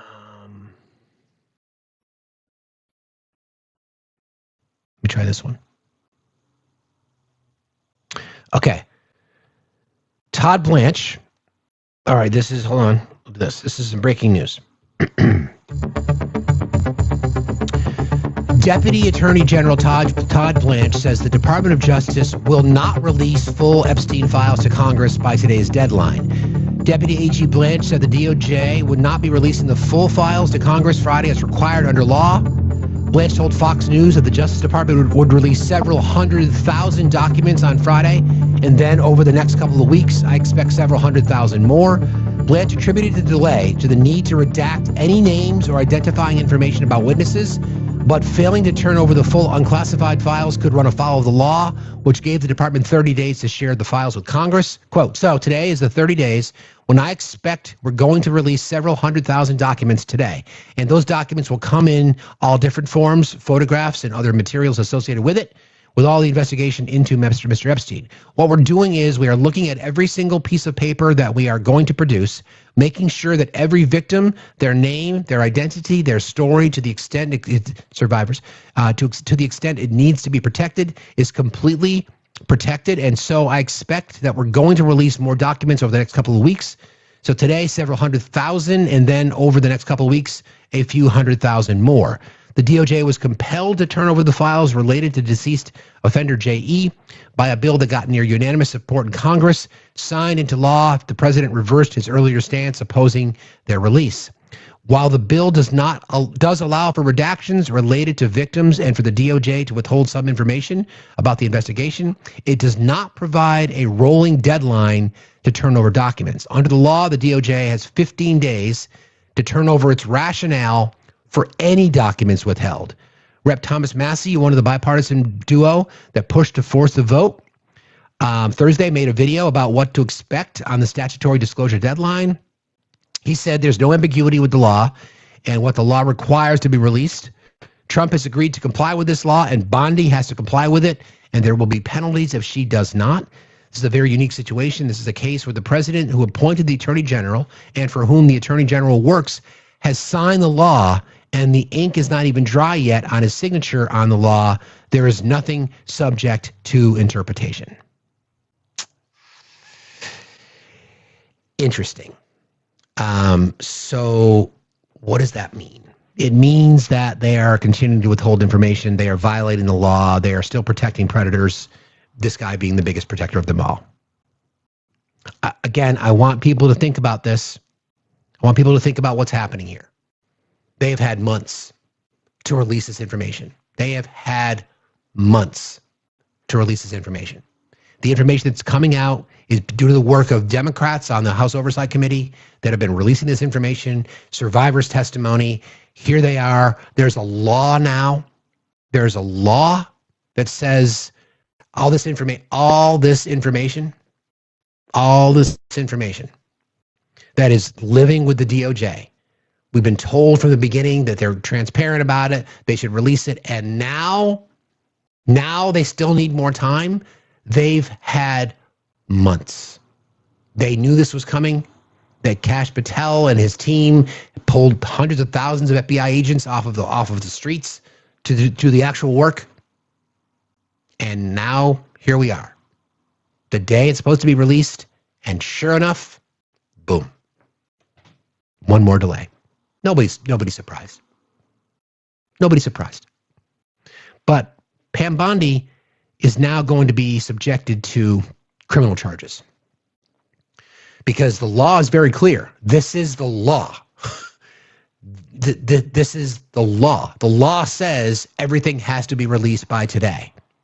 And if you don't, and if you don't release it, you have to explain why within 15 days. And if anything is redacted, any information is changed, what's the reason for your redaction, with an explanation. We have the bill. We've read it to you guys. We know exactly what's in it. We know exactly what the expectations are. We know exactly what they are supposed to do. This bill has been signed into law, the overwhelming majority of both houses of Congress. And here we sit, protecting fucking predators.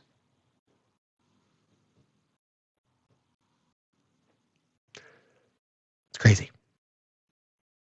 It's crazy. Good morning. How are you today? Good morning. I'm doing great. Your nails look fabulous, by the way. I just wanted to tell you that. I like the blue. Thank you. Anyway, are you familiar with Humira? Humira? What do you want to talk about? It's like a prescription schmug. What do you want to talk about? Sure. So like the foreign price for Humira would be $1,500. The U.S. price would be $6,500. That's 4.33 times higher than what Americans would be paying for it. So what Trump was saying when he said he's cutting drug prices by 400%, while the math doesn't check out, to simplify it while also increasing the impact of the statement that he was making, he was talking about foreign nation or most favored nation pricing versus... Can you lower the price of something 400%? No, of course not. But what he can do is get the 400% increase. Oh, you're just going to run from the debate? My guy. No, I'm not. I'm just going to mute you. Listen, you can't lower the price of something more than 100%. I don't know what you're trying to do, puppet. I just agreed with you on that. So then that's not what he was referencing, though. How do you know what he's referencing? If you play back what he said, he specifically said other countries, like in Europe, are paying less for drugs. The example that I just gave you, Germany, UK, Canada, $1,400 to $1,600 per month for the drug. Again, that's the cost of the drug. We're not talking about that. We're talking about whether or not you can lower the price of something more than 100%. And the answer is no, you can't. The way that he could have accurately said it, but can I just explain my point to you? Can I frame my argument for you? No, because you don't want to hear it? Because again... Oh, because you're afraid to hear it? Oh, no. You think I'm afraid of you? That's hilarious. It sounds like it, because you won't let me explain my argument and frame it. Now you're trying to stonewall my argument, which is fine. Go for it. It's your platform. Can you, yes or no, can you lower the price of something? I already answered that question. I answered that question 2 times now. This is my 3rd time. No, you can't. Then why does the president continue to say it? Because he was going with the rhetoric that he was doing it. Absolutely. I 100% agree that he was probably misframing that to an extent. The reason that he was saying that is because... Is that the first time he said it? Is that the first time he said it? Sir, if you actually let me frame my argument, you can understand where I'm coming from. Is that the first time he said it? Of course not. So then why did he said it before, but what was he referencing every single time? What was he referencing? It doesn't matter what he's referencing. What was he referencing? We're not talking about what he's referencing. We're talking about saying that he's lowering the price of prescription drugs by 1,500%, which is impossible. So again, why would he continue to say that? Because he prioritizes impact over precision. That's the aspect of it that he's going with. But if you listen to what he's talking about, he consistently references the prices that they're paying in Europe. The accurate way, no, he doesn't. And the longer way of saying what he's trying to say would say many prescription drugs cost 300 to 400% more in the U.S. than abroad. And aligning prices could reduce U.S. prices up to 75 to 80%. No, he didn't. But you're missing the key point. Honey, stop. I'm not missing the key point.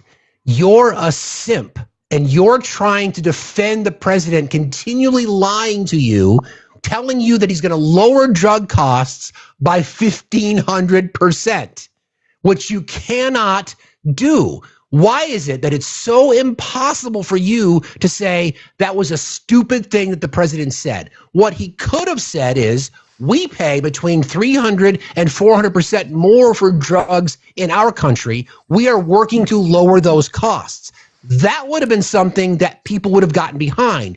But instead, he said on multiple occasions, I'm lowering your drug costs between 1,400, between 600 and 1,500%. That is complete fucking bullshit. Why can you not be objective and criticize the president for what he said? We can take the same argument. We can take that same argument that you just made and apply it. Because they're politicians. Because they're politicians, and the American person isn't going to take the time. I'm answering your question. I'm answering your question. Do you want me to answer it or no? So people are stupid. So people are stupid? Apparently they are. People can't listen. People only listen to bite-sized pieces of information. If you listen to the context in which he said it, it's very apparent what he was referencing.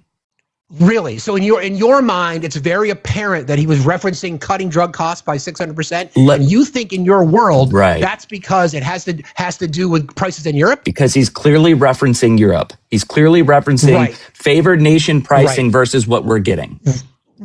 No, it's very apparent to me. I figured that out in 5 seconds of you playing the clip.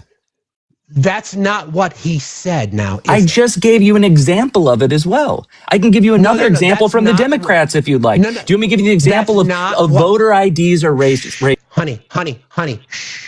Asking people for IDs is racist at voting booths. That's not what he said. We are talking about what he said. Not some fantasy that you think. I just gave you what he could have said, but he didn't say that. And this is not the first time. This is not the first time. So what you're saying is, I just gave you what he could have said. You didn't give me what he could have said. I gave you that. No, I didn't. Many prescription drugs cost 300 to 400% more on the. Once again, what you're now doing is you are admitting that Donald Trump is either so fucking stupid himself and doesn't understand basic math, or his voters are so pathetically dumb and ignorant that they will take what he said as the truth. So which is it? Apparently, Democrat voters are so dumb that they can't figure out ID. Can you answer the question, please? Don't pivot. I know you're going to try to pivot. Apparently, they can't use computers to vote. I mean, that's... Answer my question. Answer my question. Answer my question. If you're going to answer, you can answer my question or you can leave. I'm not going to argue with you. Answer my question or leave. It's really simple. Which is it? See, this is why I typically don't come here. This is why Millie doesn't come here. I co-host... I sit here and I try to come and have a reasonable conversation with you, but you have to do this mute game bullshit where you can't even let somebody explain their argument because you're not an adult. And you want to be disingenuous. I've already answered your question 3 times. No, I'm going to ask you a different one. Why am I going to answer your question that's specifically framed to try and make conservatives look stupid? What he's trying to do is simplify an explanation for something instead of going into the detail. Because his voters are dumb. Because his voters are dumb. No, it's not because his voters are dumb. It's because the American people don't have the ability to listen past 30 seconds. That's the problem. It has nothing to do with being dumb. It's that people get bored with conversations. So he's trying to get the point across in the simplest way possible, while it might not be completely accurate if you frame it off of the words that he... Here's another question for you. If you read between the lines, you genuinely get it. Here's another question for you. I know you're a simp for Millie as well. Funny, do you think the Geneva Convention should fuck all the way off as well? I'm a simp for Millie. I'm her co-host. What are you talking about? I know. So do you think the Geneva Convention should fuck all the way off too? Do I think it should fuck all the way off? No. Yeah, that's what she said in my debate with her. That's her opinion. That's not my opinion. Again, I'm not a simp for Millie. I'm her co-host. I have my own opinion. Yeah, but you're on a panel with her. Is my fucking point. You're a coward because you can't answer the questions. She's pathetic because of the bullshit that she does. So once again, it's really, really fucking simple. If the president had said, we pay between 300 and 400% more than countries in Europe, I am working with pharmaceutical companies domestically and internationally to lower your costs. But that's not what he said now, is it? What he said is, I'm cutting your drug prices between 600 and 1,500%. You can't do that. So stop being a fucking simp. It's pathetic. And my guy, if you think it's a flex that you co-host with that trashy piece of fucking human filth, then you have a good day. Appreciate that. You have a good day. Unbelievable. My God. He can't steamroll me. He's a coward. G-Man, how are you? G-Man, are you there? G-Man, are you there? Their little obsession that they have is just wild to me. Oh my God. You don't even realize that you walk into the point acknowledging the fact that he believes his voters are pathetically dumb. Aziz, how are you today? Salam, hi man. How are you? I'm fine, how are you? I am good, alhamdulillah. I am journalist in Gaza. Thank you, sir. Yes.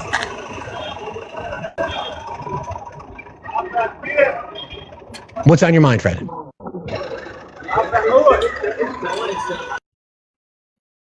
Okay, I'm not sure what's going on there.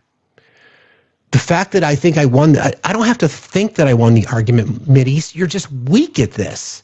It's a really simple, you had basically admitted that Trump voters are too stupid to understand exactly what Donald Trump is telling them, that they'll believe that he can lower drug prices by 1,500%. That's the point. That's not my problem. Those are the people that you swim with, my guy. And you're proud to co-host with somebody who said the Geneva Convention can fuck all the way off? That's who you are, friend. That's not me. But you can enjoy that. You probably like to smell your own farts too, don't you? Probably.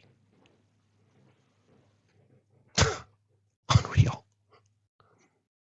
Yeah, I need the decoder ring. Exactly. 1,500% of $5,000 would be $75,000. Yeah, exactly. Like, whatever. Give me a break. My God. Jill Bass, how are you today? Good. Good morning, Steve. I love you.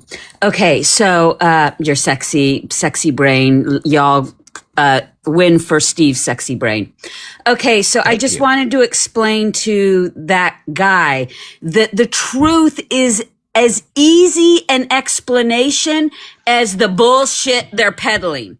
Like Steve explained it so easily that even a dumb F like you could understand it. Okay, let's get real here.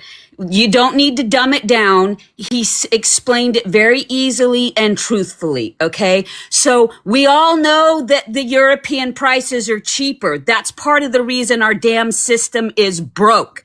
Okay, so stop confusing the issue with European and Canadian and everyone else's prices, and let's get real, because he does dumb it down and he's lying to you, and you trying to explain it in this hinky odd way is just stupid, like y'all are. This is why we say you're stupid, because the truth is easy to understand in this situation. Let's get real, y'all.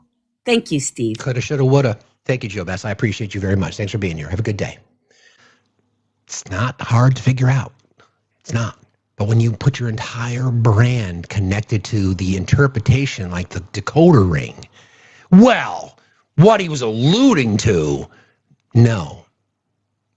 It's one of two things. Actually, it could be two things. The president of the United States is stupid, and his followers are worse. That's the reality. And again, my guy, it's not a flex to call yourself the co-host of a trashy, a piece of human filth. Someone who doesn't give a fuck about the Geneva Convention. Someone who lies on the regular to gain a following. That says more about you than it says about me. But you have a good day. Appreciate you very much. It's crazy today on Free Speech Friday. It's crazy.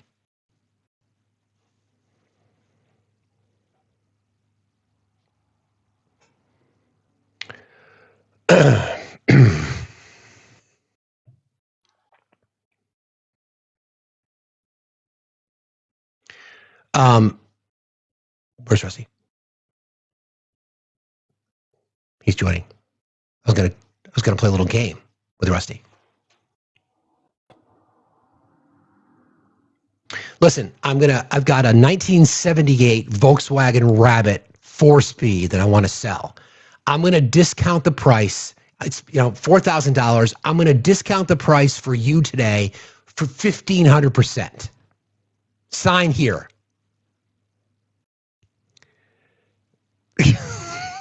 Like, you'll take it? Of course you will. Of course you'll take it. Of course. No, it's not a diesel. Day Xer, how are you today? Oh, how you doing, Steve? I didn't mean to request, but I did have a quick question. I'm definitely on your side, but I was wondering what you think is going to happen after this whole MAGA movement ends, when he's out of office, when he's done. Do you think it's just going to fizzle away, or what do you think is going to happen after all is said and done? That was just my question. Thanks. I'll drop you down. I'll answer it. It's a good question. I think there's two things. I think MAGA and Trump are synonymous. I think the division that we've seen, Marjorie Taylor Greene taking the America First movement of the party one way, and then MAGA goes the other way. MAGA is MAGA because of Donald Trump. J.D. Vance is not very popular within the party. I think the MAGA movement itself dies. I think that's what happens. As soon as Trump is not the figurehead anymore, I think that goes away. So I think they're going to try to rebrand themselves as something. Republican Party has not had an identity for a very, very long time. They tried the Tea Party. That experiment failed miserably. And then it became MAGA. Then they combined that with America First and their Christian nationalist tendencies, et cetera, et cetera, et cetera, et cetera. So I think MAGA goes away. I think we're already seeing that. We're seeing the polls. They're losing. MAGA candidates are getting, those. When I say MAGA candidates, those that are being endorsed by Donald Trump, they're losing everywhere, all across the nation. So I think that's what happens. So as soon as, to be honest, I think MAGA dies on the midterms when they lose the majority. I think that's it. I think it's game over. It will take a little while to recover from that, but I think MAGA is on its way out because there's no one who can, to Donald Trump's credit, again, this is how you be objective, to Donald Trump's credit, he galvanized people. He got loyal people behind him. He got fervent people. He got people that are really highly uninformed and uneducated to vote for him. And those people have been lied to over and over and over again. And many of them are like, yeah, these lies just aren't working. He's always had loyalty within the base, always had loyalty within Congress. And with the exception of this guy, a lot of those people are just like, I am so done with this bullshit. I'm so done. That's my opinion. Rusty, I don't know where you went, buddy, but you can come back if you want to. They may be able to regroup Johnny, but I don't think they can regroup under MAGA. Andy, how are you today? Andy, are you there? Andy going once. Andy going twice. Okay.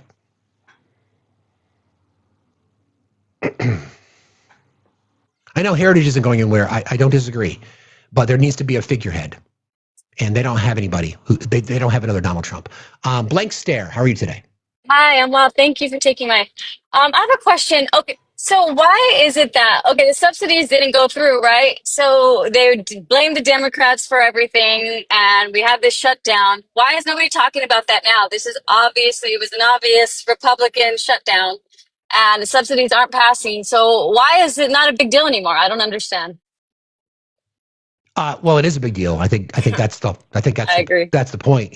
It's still a really big deal. I think they are talking about it, to be honest. Obviously, Mike Johnson sending the entire House home today is pretty indicative that they don't want to talk about it. Democrats have been talking about it for a very long time, for 5 months now, for the most part. I agree with you on that. I just mean the Republicans. Why aren't they saying this now? Like it proved that the Democrats were right, that it was a Republican shutdown, because they did not want to. They were never going to pass this. They were never going to keep these, ever. They never planned to do that. Yeah. Never. So you're right. Where is it? Well, they're not talking about it, Blake, because they're not talking about it because they don't want to talk about it, because all they're going to try to do is continue to try to blame somebody, and they're losing they've lost the plot because members of their own party are resisting and pushing back now. All right, thank you so much. You're welcome. Have a good day. Be safe out there. You too. All right, thank you. Appreciate you. Okay. A lot of requests today. We'll try to get to everybody. It's Free Speech Friday. Gaz, how are you today? Hi there. I'm good. How about yourself? Fine, thank you. What's on your mind? I just wanted to address that other guy who was talking, trying to make Trump sound any kind of coherent. So the difference between simplifying the facts and a distortion of reality is that when you simplify the facts, somebody can ask, okay, well, what do you mean by that? Your argument doesn't change. You just present the facts that expands on your argument. But you have to change what Donald Trump said to make sense first before you can prove his point. Of course. So it's not a simplification. If you have to do more work to explain it, it's not simplified. Exactly. That's exactly right. There's numerous ways he could have made a point. Other than if this was the first time that he had said that, you could certainly say that he might have been referencing something else. But he said this numerous times, a dozen or more times, lowering the price no 600, correction. 700, 800 with no correction. Exactly.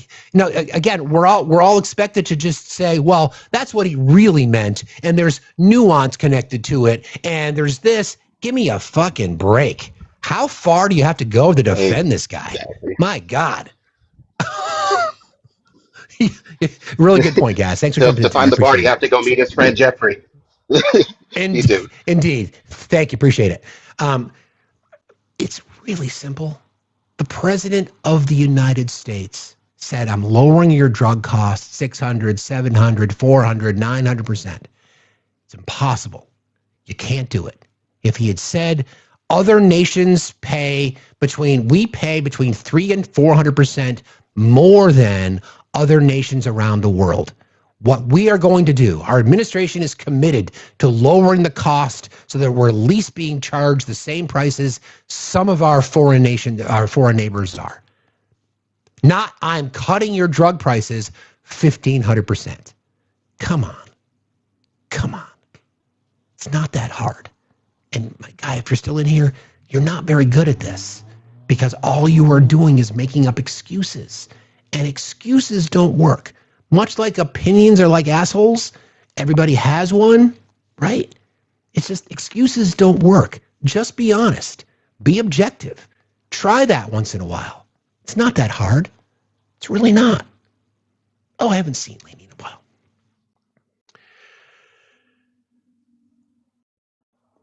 Well, hello there. Hello. How are you? How's it? I'm good. First of all, I just want to give you some mad props. You and your other army of veterans who took over DC for so long. It was just an honor to call you a friend, Lainey, and to see how you're doing. I know, everybody. I really just appreciate you doing that work. I know it didn't end the way you guys wanted it to, but I appreciate the work that you did. Oh. Thank you so much. Well, all I did was move up our timetable because we were looking at phase 2 already. Sucks to suck for them because they just basically untethered us from the tent. So we can now go wherever we want. Because we don't have to have somebody manning the tents. So look for new movement in the Remember Your Oath organization come January. Beautiful. Yeah. What's on your mind, friend? Well, I did want to talk about the last couple of days with regards to all the bullshit that is happening against trans people right now. Obviously we had Twice Baked Potato RFK Jr. and Dr. Oz lying about trans healthcare and,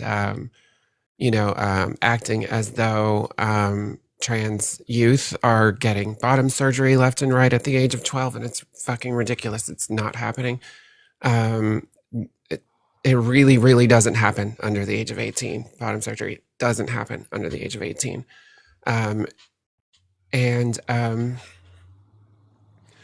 But anyway, we've got the bills by Marjorie Taylor Greene and Dan Crenshaw that just dropped in the last couple of days. Empty G's, or double B times 3. Her bill would make it a Class C felony with fines, large fines, and up to 10 years in prison to any medical provider who provides healthcare for trans youth.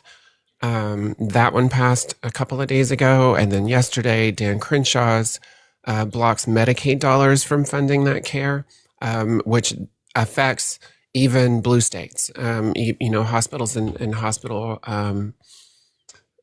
organizations, clinical organizations in blue states, if they receive medical or Medicaid or Medicare dollars, then they are basically being extorted into denying care to trans youth. This will unalive trans kids. It will. And we need to have as many people as possible talking about it so that people are encouraged to call their senators, because now that it has passed the House, we need it blocked in the Senate, because if it gets through the Senate, it is definitely going to be passed. The HHS regulations are basically kind of doing the same thing on the executive side. Those things can be undone in a few years. It's still going to be horrible for the next few years, but those things can be undone more easily. If these things get passed into legislation, trans youth are cooked, like in this country. They have already created intrastate refugees. We're going to have to see a lot more trans people, like, will be trying to find ways to leave the country. And there's going to be a lot that can't afford to do so. And they're just going to have to languish in a country that hates us. We need your help. If you're a creator, if you're a small creator, big creator, it doesn't fucking matter. If you're just a random person, with an account, make a post about it. Uplift trans people that are talking about it, because in the last 2 days, I have seen one cisgender person make a post about this.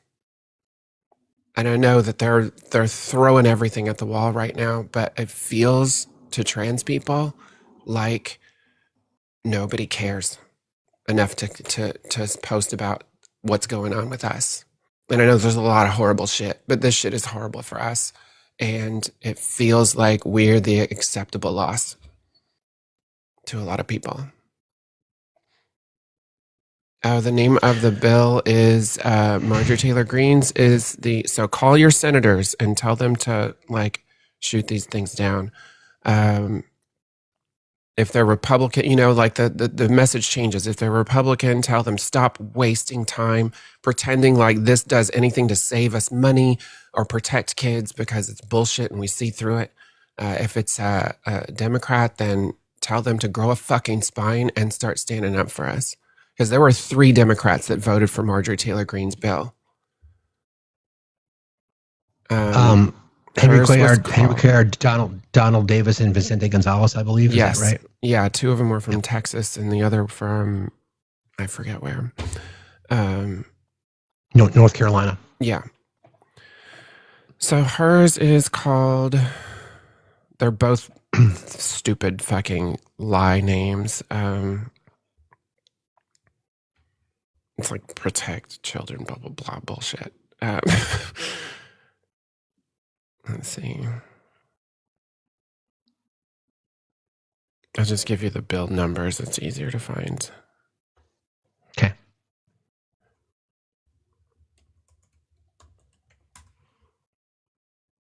Looks like HR 3492. Yeah, her 3492 is called the Protect Children's Innocence Act. Oh, by the way, Here's another fuck shit about both of these things is that hers uses a lot of language talking about female genital mutilation, Right. and equating trans healthcare to that, and specifically carves out and says that this is against all FGM except for intersex infants. Intersex infants can be forced into it by their parents, and if their doctors and parents decide to make that decision for them before they can even fucking speak, they're fine with that. They're fine with that. But they want no interventions whatsoever for a trans kid who is speaking up for themselves. But anyway, so that one's 3492, and let's see what Crenshaw's is.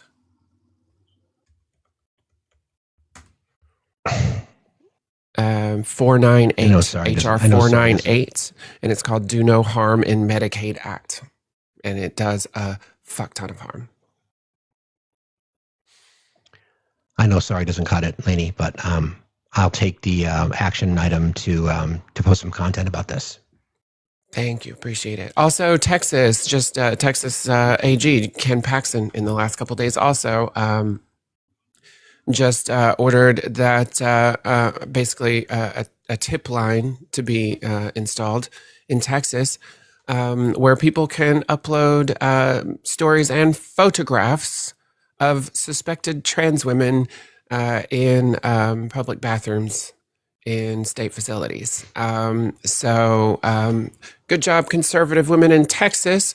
You just made it legal for people to take pictures of you in the bathroom if you have a pixie cut. Good job, you dumbasses.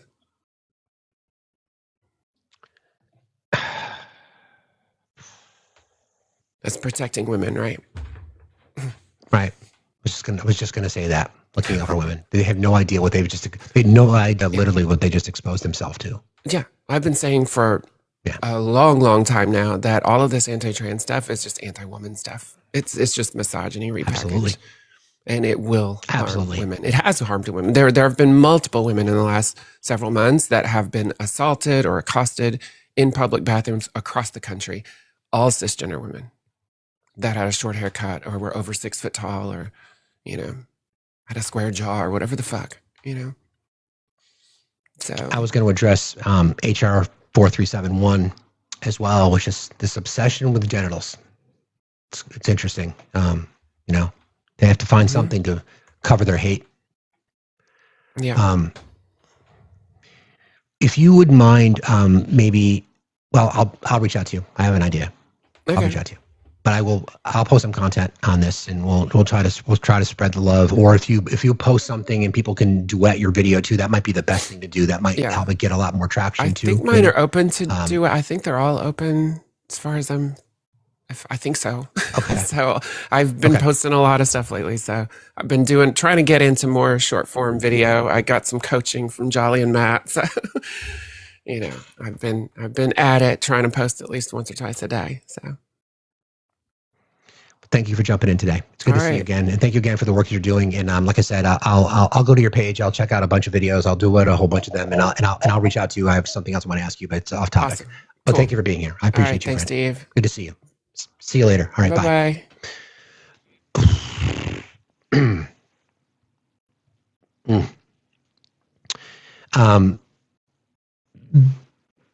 More hatred. So the House recently passed HR 4371. The ACLU has responded. The House of Representatives today passed HR 4371, which would subject unaccompanied immigrant children to invasive body searches and prolonged immigration detention, preventing their release to loved ones in the U.S. Through the bill, though the bill was narrowly passed, dozens of members who previously voted for extreme bills expanding mandatory detention rejected this dangerous bill, signaling a growing shift against the Trump administration's extreme anti-immigrant agenda. If passed in the Senate, the bill would represent a major expansion of the Trump administration's mass detention and deportation agenda. It would also lead to a serious and potentially permanent psychological harm to children. Over the last several weeks, this administration has attempted to cut legal services for children who came alone to the U.S. and to coerce them into abandoning their due process and anti-trafficking protections. In response to this news, Sarah Mehta, Deputy Director of Policy and Government Affairs, the Equality Division at the American Civil Liberties Union, had the following reaction. HR 4371 would be a callous expansion of President Trump's cruel detention agenda targeting vulnerable children. This bill masquerades as protective legislation, but would instead subject children to physical and psychological harm. While the House narrowly passed the bill, we thank the members of Congress who held the line and voted against this harmful legislation. Now more than ever, we need our elected officials to speak out against the Trump administration's attempts to strip children of their rights and dignity and to disappear them into detention. That is our government, ladies and gentlemen. These are conservative policies. This is a Project 2025 agenda. This is anti-trans. This is anti-children. This is anti-freedom. This is anti-women. This is anti-marginalized community. And the party, the pro-life party, right? The pro-women's rights party. People just jumping on the Title IX bandwagon. Okay. You know, the moral majority. Okay. Okay. Just so we're clear. Just so we're crystal clear on who it is that we're talking about. The pro-forced birth party, you're right. I'm going to play some clips from a couple of there's a documentary that I remember that Frank Sinatra started years ago. It was post-World War II. And it was, well, I'll just play it now. There's some select language. Sam, we may need to edit this out a little bit, but I'm going to play it for you anyway. What's it all about? None of your business. Scared to tell me? No, I'm not as scared. I'll fight you even. Not if I can help it. I just want to know why the gang war. We don't like him. We don't want him in our neighborhood or going to our school. I've been living here as long as you. What's he got, smallpox or something? We don't like his religion. His religion? Look, mister, he's a dirt... Now, hold on. I see what you mean. You must be a bunch of those Nazi werewolves I've been reading about. Mister, are you screwy? Not me. I'm an American. Well, what do you think we are? Nazis? Don't call me a Nazi. My father's a sergeant in the army. He's been wounded even. Wounded, huh? Say, I bet he got some of that blood plasma. He was wounded so bad he had to get it 3 times. Son, anybody in your family ever go to the blood bank? Sure, my mother and my father both. You know what? I bet you maybe his pop's blood helped save your dad's life. That's bad. What's bad about it? Well, don't you see? Your father doesn't go to the same church as his father does. That's awful. Do you think maybe if your father knew about it in time, he would rather have died than to take blood from a man of another religion? Would you have wanted him to die? Would your mom want him to die? No. Look, fellas, religion makes no difference, except maybe to a Nazi or somebody as stupid. Why, people all over the world worship God in many different ways. God created everybody. He didn't create one people better than another. Your blood's the same as mine. Mine's the same as his. Do you know what this wonderful country is made of? It's made up of 100 different kind of people, and 100 different ways of talking, and 100 different ways of going to church. But they're all American ways. Wouldn't we be silly if we went around hating people because they comb their hair different than ours? Wouldn't we be a lot of dopes? My dad came from Italy, but I'm an American. But should I hate your father because he came from Ireland or France or Russia? Wouldn't I be a first-class fathead? You guys remember Pearl Harbor? So it's called The House I Live In. It's in the Library of Congress. It was a documentary that was made. It's like 10 minutes long, and they're talking about the radicalization and the same things that are happening then are happening now, right? It was Frank Sinatra, exactly. And I think just from some of the conversation we've had this morning, just from conversation we had with Lainey, and how people have become so anti-immigrant, and yet what Frank's talking about is the purest essence of our nation. The purest essence. Bring me your tired, your poor, your huddled masses yearning to be free. It is quintessential. It's what makes the United States unique. You don't go, you're not a person from somewhere else and go to a country in Europe and become like an African Brit or a Chinese German. You become an American, whether you be an African American or a Jewish American or a Muslim American or a Chinese American or an Italian American. That's what makes, that is the fabric of our nation. That is the quilt. That is who we are. That's it. That is who we are. That is who we are as a nation. That's it. And that is what, that is unique to the U.S. And that's the conversation that people have. That's when people who look to our nation, when they see the opportunities here, because they can be themselves, they can bring their culture with them. There's no such thing as white culture. There's no such thing. It doesn't exist. The culture of our country, our music, our food, our art, all of it, that's because of immigration. That is what makes our country, or should make our country, great. Accepting of diversity, wanting to hear all opinions, accepting the fact that other people have, well, white people have struggled with this, accepting that we have privilege and using it the right way, and not diminishing people constantly, and not passing law to take rights away. I've never grown up. I don't recall another time in my in my lifetime where there's one particular political movement that is intending to take rights away from people. I've never seen anything like that. I mean, you could hear the anger and fear in Lainey's voice, in the people we speak to every single day. And there's people on this app that's celebrating suffering. They don't understand that that's who our country is, right? My grandparents are descendants from Italy, came through the process of Ellis Island. They suffered all kinds of bigotry against them as Italian Americans, called all kinds of names. We all have points in our history we can point to about all the discrimination and the bigotry against a particular group of people. But we still are trying to get better. People are just filled with hate. So we now walk around this country. People walk around our country with targets on their back just because of who they are, just because of where they come from. It doesn't matter when we talk about crime stats. It doesn't matter that you're safer in a community of immigrants than you are probably anywhere else in our nation. That doesn't matter.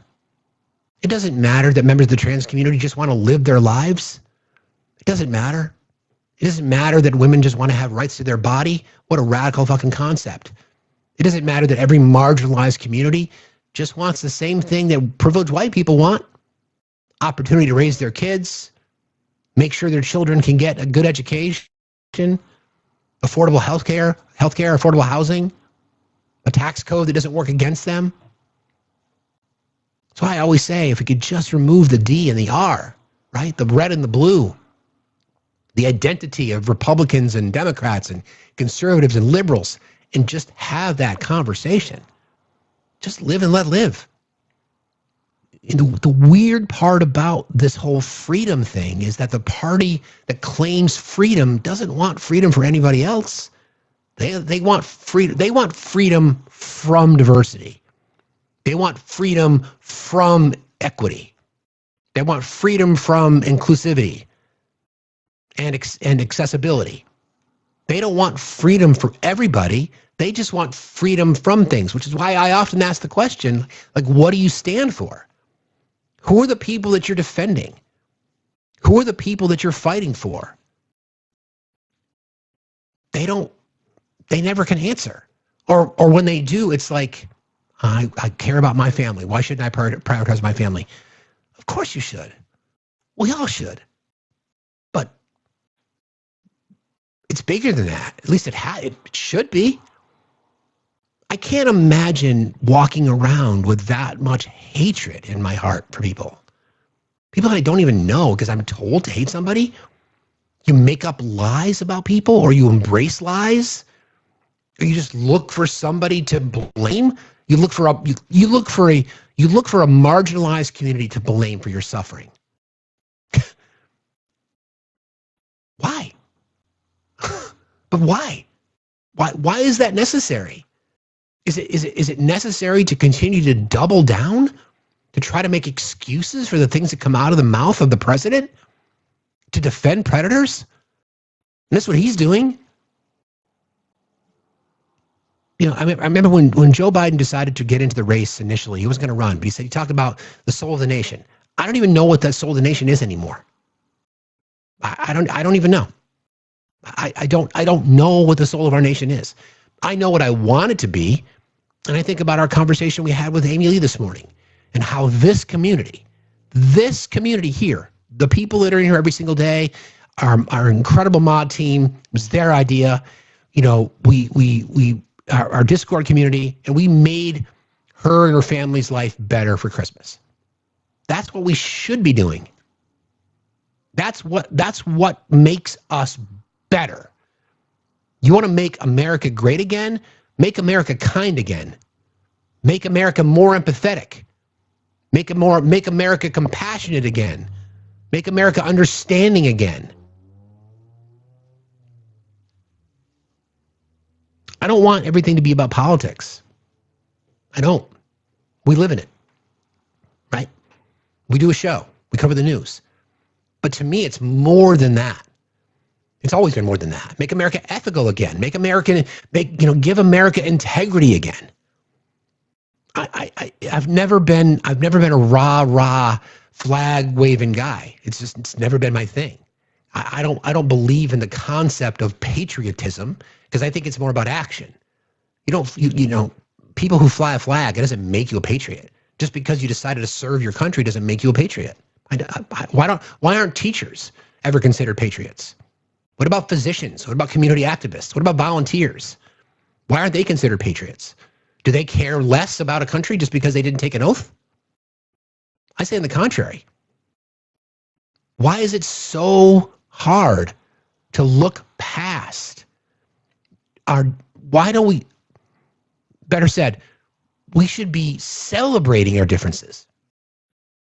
We should be absolutely celebrating our differences because that's how you learn. You want to just sit in the same echo chamber surrounded by the same people? That's why I always encourage people to go into other spaces. You know, go to Laney's lives and just sit and fucking listen. Listen to how amazingly, you know, the amount of hatred that Laney gets when they host their live, and just to sit there and to watch it and be like, God damn, so many people have so much fucking hatred in their heart. And they will double down on it every single day. Like literally will just double down on it. People creating platforms based on hatred.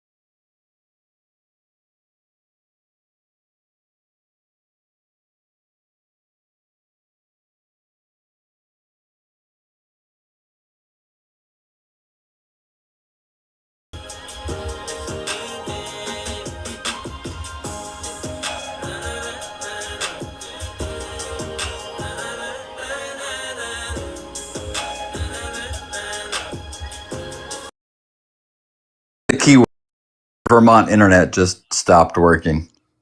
Well, it's getting some wild weather out there, so apologize everybody. I didn't even know, but but everybody, thanks for hanging in there. I appreciate that. Thanks. Oh yeah, the comments were wild. We're all like, "Is it frozen for you? Is it frozen for me? For you? Yeah, me too." You had many nice compliments about your nice eyes. It was a good face to be frozen on. Okay. Anyway, Anyway, what's on your mind, buddy? Well, I think it's appropriate for Free Speech Friday that we're talking about this topic with what Lainey just brought up. Is, you know, we often talk about the freedom from is what most people consider like the freedom from overreach from government and the freedom from oppression and so forth. But really, it's the freedom to the freedom to thrive and take risks and live the way you want to live, and that's the way that freedom should be defined, and not the other way around as kind of a, I don't want to say a negative per se, but it has a negative connotation versus the freedom to do something. And I think if we can really redefine that and move forward, I think that's the values that we should have as America. I agree. I mean, that's the whole spirit behind Do Something. That's the entire spirit behind this, this little movement that's really been taken off, about reminding people that there's always something that we can do to make somebody's life better. And the intent is to remind others that we have to make people's lives better. It's on us. 100%. I hope people get the message. I just want to check over here. I can't see that, Sam, because I had to reset, but, so hold on a second. I just want to take care of this Twitter real quick. Sure. Steph says, try a burgundy nail polish. I love it, and I'm a pale blonde too. Love you. Keep up the good work. Thank you for the super chat on YouTube, Steph. I appreciate that. Okay, duly noted. But you're right. But I mean, it's just, we do this every single day, never knowing the impact we're going to have on people's lives. And we don't do it going into it thinking that we will. We just know that we have, and that's powerful. And we take that really, really seriously. Like, you and I become TikTok friends, Toodle. And I know that we had an amazing conversation with our friend Dano, who joined us last week, it was such an amazing conversation that we had. He was so humble, and he did something that he never thought he would do before. And the impact that it made on his kids, it's going to take more of that. It's going to take all of us doing a lot of heavy lifting, because we will get through this stretch. We will get through the Trump era, and we will get through MAGA, and we will get through that. What happens on the other side is up to us. How much hard are we going to lean in on things? How much are we going to fight for marginalized communities? Are we going to stop settling for table scraps and start demanding the entire fucking pie? That's what I want to see. Yeah, I do too. I mean, we need a new deal, an FDR style rebirth of this country, where we have strong institutions that support, those freedoms to do things instead of taking stuff away from us. And it may take a bit, but I think the progressive movement is poised to move forward, and we need to keep pushing that. And you're doing a great job with that. Great live today. Free Speech Friday, love it. And After Dark, what was the topic for tonight? Speaking of moving forward, 7 o'clock tonight for Facts After Dark. It's the topic is breaking the red pill. Do men have the ability to love themselves? So we're going to approach this from the danger of the red pill. A lot of people don't necessarily know a lot about it. So we're going to talk about incels. We're going to talk about the manosphere. We're going to talk about the danger of the impact of red pilling, and then bring that into conversations about maybe a lot of this has to do with men just not willing to forgive themselves necessarily, and or give themselves love. So that'll be tonight at 7 o'clock Eastern time. Ash and Adi will co-host with me. Awesome. Well, thanks for being my TikTok BFF. Thanks, pal. I appreciate you very much. Talk to you later. Love y'all. All right, too. Bye. So I worry about one of the things that keeps me up at night. Many things. Is how far people are willing to go, or more importantly said, how hard are people willing to fight, right? We can't do it by ourselves. If you truly are, if you are angered by what you see and what you hear, and whether, the laws that are being passed and how just horrible they are, you can't just sit by and say, yeah, that sucks, how bad that is. You can't just make a comment on a TikTok live. You can't just make a post on social media. You got to get out there and get your hands bloody. Literally, it might take that, right? Don't ever assume that don't ever assume that you're an ally, but show that you are an accomplice in that fight, because there are people that need us. We all need each other, but there are people that really, really need us. And I hope that people will embrace that, for once, and just really, really, really, really fight. Really fight. Look at that. I say your name and you manifest. You summoned me. It must have been. Yeah. I did. No, actually, I have. I wanted to check back in with you because I've been hearing from my daughter. She's been telling me about the people that she got to talk to and the amazing experience she had. But I also heard from my friend and his family that did it with us, and his kids have been talking about it, and they were talking about it with their friends, and we actually now have plans to do another meal where we will have 3 families contributing instead of just 2. And so we'll be able to provide more. But I was thinking about it this morning, and I realized that not everybody has the ability to do what I am doing with providing a big, holiday meal for the homeless. But if you are making your lunch in the morning and you're making a peanut butter and jelly sandwich, make a second sandwich. And as you're going into work, I bet if you watch, you keep your eye open, you can find someone around you that could use that sandwich. And bread, peanut butter, jelly, it doesn't cost a lot. And if you're already making a sandwich, it can mean a world of difference to somebody that is really in need.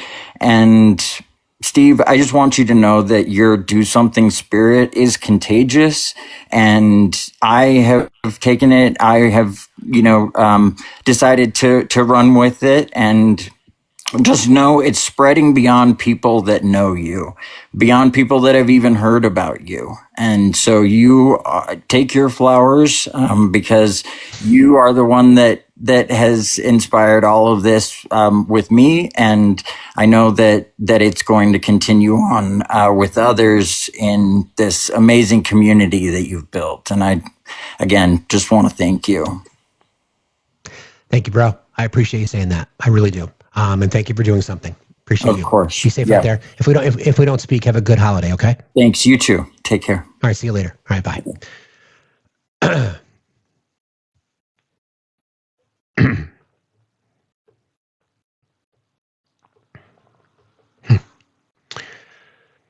Thank you all.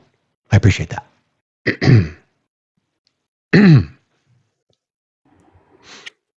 Hi, beloved. I am so glad you brought me up on the heels of Dano, because I too am here to fill your cup a little bit.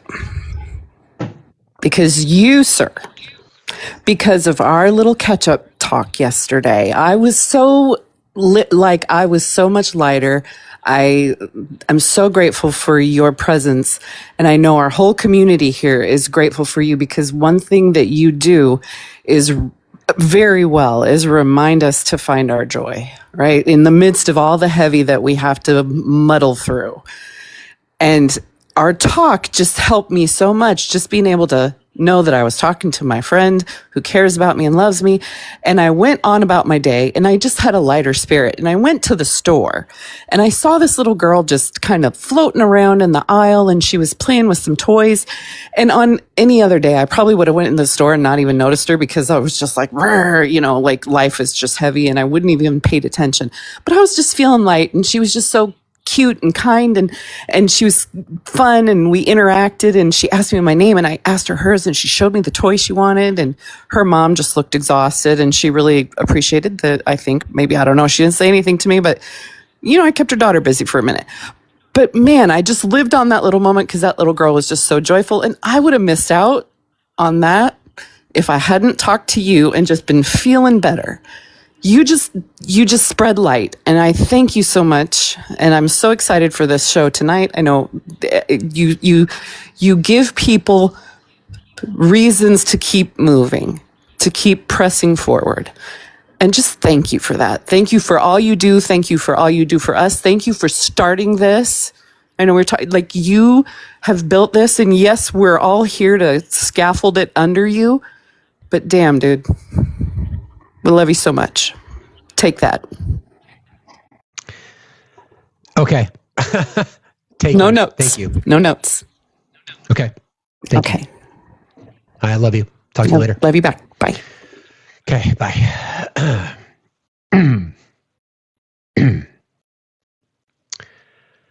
I appreciate everybody. Good morning, my friend. How are you? Good morning. Good morning. Everyone's coming up here to glaze you. I'm just coming up here to grift. Is that where your current live goal is sitting at right now? Is that the right number? I don't know. I haven't checked in a minute. Let's see. No, actually, it's 105. Okay, hold please. Come on, man. Don't be doing that shit. Come on, dude. Don't. Listen, you guys, I'm getting better at taking my flowers. I really am. I'm getting better. I'm working on it. It's not easy. It's not easy for me because it's never been about that. I appreciate that. I mean, this is why we do this shit, guys. This is why we do it. You know, stories like Dano's and little things like, you know, what AD said about contacting people or just going to a store. You guys are amazing. I can't thank you guys enough. You're incredibly kind. Yeah. Anyway. Bam. There we go. So I want to let y'all know something, okay? We're a couple of days away from Christmas. We have some very important news and events that's going to be taking place today. Obviously, we have the report coming out that around 3 p.m. I don't know y'all's time zones. We're going to have the release of the files. And you know who's going to be on the front lines of that piece of news, just like he's on the front lines of damn near everything 4 or 5 days a week? This guy, Richard Gere, right here. Him right here. Okay? He's giving you all the intricate details of what's taking place in the House, in the Senate, foreign, so on and so forth. So I always try to make sure when I come in here that I show my thanks. And sometimes I don't always have it, but sometimes I do. So here's what I want, because I see at least 50 people that I know who are in here every single day and love this content. I need everyone to start a thank train, okay? We're going to start a thank train, and it's going to start with $1, all right? Everyone send $1 if you have it. And show your thanks to this great man right here. And he's coming back tonight to talk about toxic masculinity, which is actually funny because I had an experience recently that made me aware that we need to talk more about that, because there are some leftists on this app, leftist men that are saying some problematic things, and we need to be a voice of counteracting that information. So thank you for that. Thank you for that. Yeah. I want everyone to show their thanks to this man, and now I'm going to let him get back to his show. Love you as always. Appreciate you. Wait, before you leave, you and I are going to spend some time together tomorrow. Oh my gosh, right. Yes. I am terrible. Okay, so tomorrow, 3 p.m. CST, Facts and I are going to be running a live. We've been talking about the MAGA base, how sometimes unfruitful that can be, going back and forth with them. So we're going to attempt to speak to non-voters. Tomorrow's live is going to be Everything is Political. Why aren't you? So the goal is to get some folks in there, talk about all the current events. What can we do to motivate individuals to get to the polls, especially for midterms? So it's going to be a great show. I implore all of you to show up. And thank you so much, Fax, for agreeing to co-host that with me. Let's see how it goes. You are a good man, sir. Thank you for your kindness, your support. I'm looking forward to it. Thanks for reaching out. It'll be an honor. I will see you tomorrow. Thanks a lot for being here. See you, man. I appreciate you. See you later. Good man. Thank you all. You guys are so kind. I appreciate you guys very, very much. You're amazing. You're amazing human beings. I love you all very much. Okay. It'll be 4 o'clock Eastern time tomorrow. Hey, AC, how are you? Hello, sir. How are you? I'm doing fine. I'm good. What's going on? Good, good. I just first off, I love this Free Speech Friday. It has kicked off super well, and there has been a lot of great conversation, especially around those new bills that came out that are coming after the young trans folks of our nation. So I want to double back and just say what Lainey said earlier. Let's all, if you are cis, white, male, or not, make content on this. Like, this is going to harm children in the end, and that's it. So, that's what I'll say there. Also, coming off the heels of Hector there, we will be going through those files tonight, on my live, 6 p.m. to 8 p.m. Pacific Standard Time. So that's way after your live, it sounds like, so I won't be stepping on your toes. But we are also going to be looking at those files, what is dropped tonight, and seeing if there's anything interesting in there. Obviously, it's going to be heavily redacted, but yeah, we will be going live tonight, and if we don't find much in those files, we'll get back to the emails that we've been looking through. So I just wanted to come up and quickly piggyback off of Hector, and then always say that, Steve, you are a fucking man. You are the fucking man. You have absolutely been a shining light for a lot of us to actually start our own lives. Like I said in the very beginning, you were the man that convinced me to go live and start doing live. So I always want to thank you for being our North Star in the TikTok community, because you are always pointing us in the right direction, where we need to go, who we need to be supporting, and I can't imagine having a TikTok without a Fact Still Matters. Thank you, my friend. I appreciate that very, very much. I don't think I followed you on this new account, so I just did. Thank you for your kind words. This is the new account. The other one will not be coming back, apparently. I have not heard anything from TikTok, and so it's unfortunate, but we're rebuilding.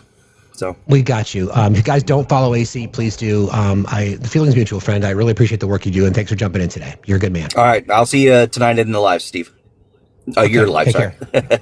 I appreciate that. Thanks a lot. See you later. You guys are amazing. Let me send some thank yous out. Thank you to A and CD. Said thank you, appreciate you from Waleska. Thank you, Charles, Liz, and to Karma, and to Amy Grow, and to Wendy, to Ray Day, Hector. Thank you so much for kicking this off. Also to Thomas and to Chris, to Alicia, to Ruby, my friend Fish. Appreciate you, friend. It's amazing. You're incredibly kind. Also to Chad and to Drea, to Lori, to Billy G, to Linda, to Dagny, to Candy, to Jolie, Terry, April, Taylor, Jamila, Jennifer, Krista. You guys are all incredibly kind. I appreciate that. Really, really do. It means a lot to me. It really does.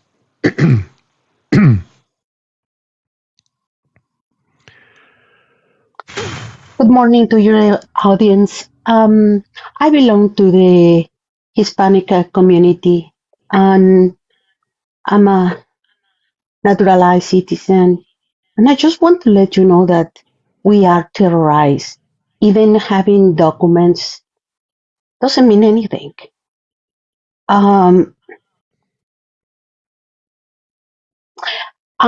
this is very painful for all of us. I just been thinking, what is this administration gaining by kicking out so many people that are just working on the fields, on the construction, on all this structural system that is sustaining the country and the economy. So I don't know what your thoughts are about that, but I think that they want us to kick us all because they want that the companies can be loyal to them. So there are some type of visas where they can reintegrate people to their businesses. but they are not going to approve it for unless you are loyal to them. So many companies, Hispanic companies in the country, are now broke because nobody wants to work. They are all frightened inside of their houses, or just waiting until they are being detained. So I don't know what your thoughts are about that, but I've been thinking, what are they gaining by kicking out so many people and destroying the American economy? They're not gaining anything, Gatito. They're not. It's just like I look at this as the collective marginalized communities, brown and black people, members of the LGBTQIA community, the disabled, the infirmed, women in general. There's a Christian nationalist takeover of our nation that's happening before our eyes. And unless you look like me, you don't, in their world, you don't have a seat at the table. You don't have a place here. So they'll use whatever hate-filled rhetoric. They'll come up with lies. They'll tell stories. They'll diminish. It doesn't matter what marginalized community that you're in. You're under threat, and that's not the country that I want. That's not how I just want people to be able to live their lives, and I want to be an accomplice in the fight that you're in every day. I'm sorry it happens. I wish it didn't. But the question is, what are we all going to do about it now to try to make it better? Mm-hmm. And what we should do? Other than voting for the Democrats. Well, again, to me, it's yes, voting is incredibly important, no doubt about it. But it's also about this whole do something spirit. It's about volunteering in your community. It's about going and helping. Maybe it's taking infirmed members of your community to their doctor's appointment, or going and volunteering at a Planned Parenthood center, or going into a houseless shelter and providing food, or to Dano's point, making an extra peanut butter and jelly sandwich, or going on the streets when the ICE is in town and blowing whistles or getting between, or offering protection, or offering safe haven. There's all kinds of little things we can do, and some of it might involve literally getting your hands dirty or bloody. That's what it's going to take. It might, Toodle's point, it might require people, cis, white, hetero men, it might require us to put our bodies on the line. I mean, that's how serious this is. I wish people would take it more and more seriously, quite frankly, but I think it may take that. It just may take that. Mm-hmm. Already. Well, I just wanted to talk about that. Thank you, Steve, for the opportunity. Thank you. Thank you, Frank. Thank you for what you do. Thank you. Appreciate you very much as well. Be safe out there. It may come to that, friends. Like, again, that's the question. How far are we willing to go? What does do something mean to you? We may just do an entire live on this, guys. We just might just do it. What does do something mean to you? It could involve, I know I've talked to Rusty and Anthony about this in the past, about how we've all put ourselves between harm and the person who was attempting to be harmed. I don't recommend that. I'm not advocating for that. That just may be what it takes. What are you fighting for? Who do you want? How do you want your kids, your children's children, right? What does that look like to you? What kind of world do you want them to have? Are you going to be able to look back and say, I did everything I possibly could to help marginalized communities in my country in the year 2025 who are under threat every day?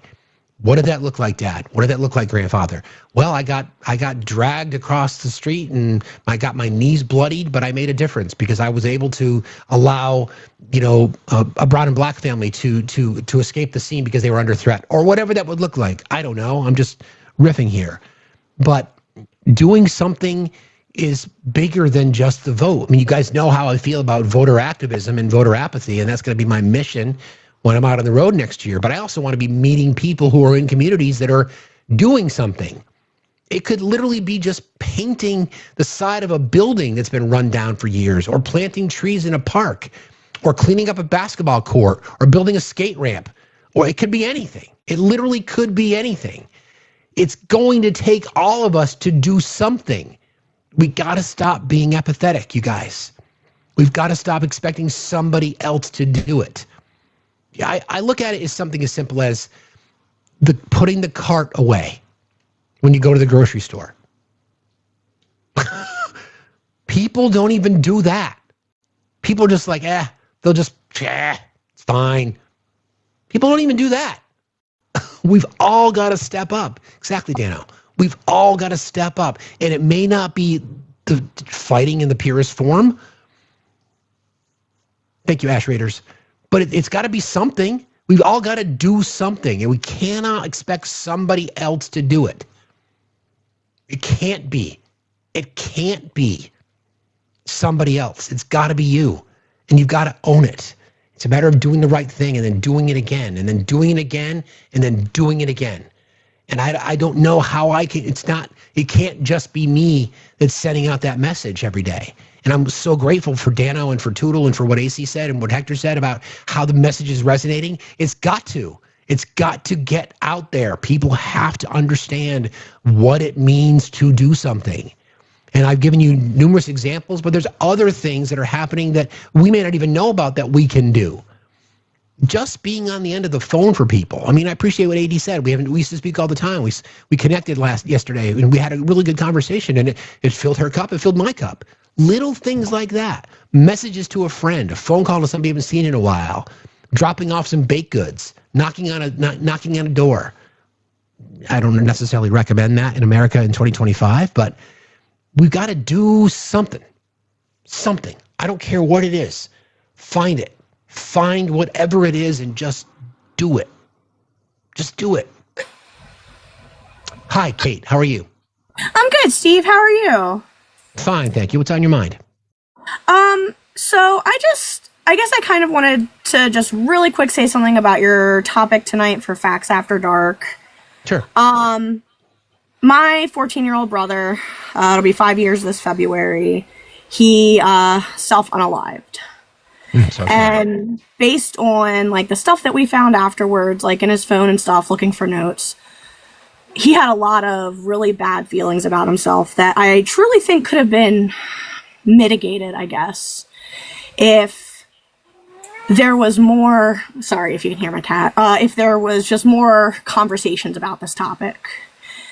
And I don't know, I just wanted to say thank you, I guess, and how important I think that conversations like this are, because, you know, even grown men struggle with mental health. And so for teens, boy teens especially, to, you know, see these sort of red-pilled spaces and think that, you know, I think it was you that has said that the only two emotions that a man can show in public are anger and lust. Yes, thank you. And I just think it's just so important to have these conversations, and not even just like, you know, I'm a woman, and so I don't think that it truly comes across to men the same way as it does having a man, especially maybe like a man like you that people can look up to, have these conversations. So I really wanted to say thank you and sort of, you know, go along with the other guests today and giving you your flowers for topics like this, because like obviously it's really, really close to my heart. And I just think that it's so important. And I truly, truly hope that if there is anyone out there struggling tonight, that they come across your live and that it helps sort of guide them towards safety. I appreciate you saying that. Sorry for your loss, and I hope so. I hope that message gets out there too. Thank you for being here. I really appreciate you. Have a good day. Have a good day. You too. Be safe out there. Yeah, just again, programming note. I think I saw Ash come in. Programming note tonight, 7:00 Eastern time, right here. Facts After Dark will be it's called, the topic is breaking the red pill, and then sort of the side, sort of like a topic, you know, 1A and 1B would be, are men capable of loving themselves? And just from these conversations, I'm not an expert in this space, and I'm so grateful that Ash and Adi will be co-hosting with me. We've had this conversation a lot about the manosphere and about red pilling, and to be honest, a lot of this comes down to what I discuss often, which is education, right? The ability for people, first of all, to realize that they've been red pilled. Some people are choosing to be red pilled, right? But they may not know they're being red pilled. Maybe we can give some tools or just some tips, or just in conversation as they tend to go organically. Maybe that will give parents some help or some advice, or probably a lot of parents feeling lost or alone or whatever that might be. That's our goal. So that'll be tonight at 7 o'clock Eastern time. Please consider coming back right here. Okay.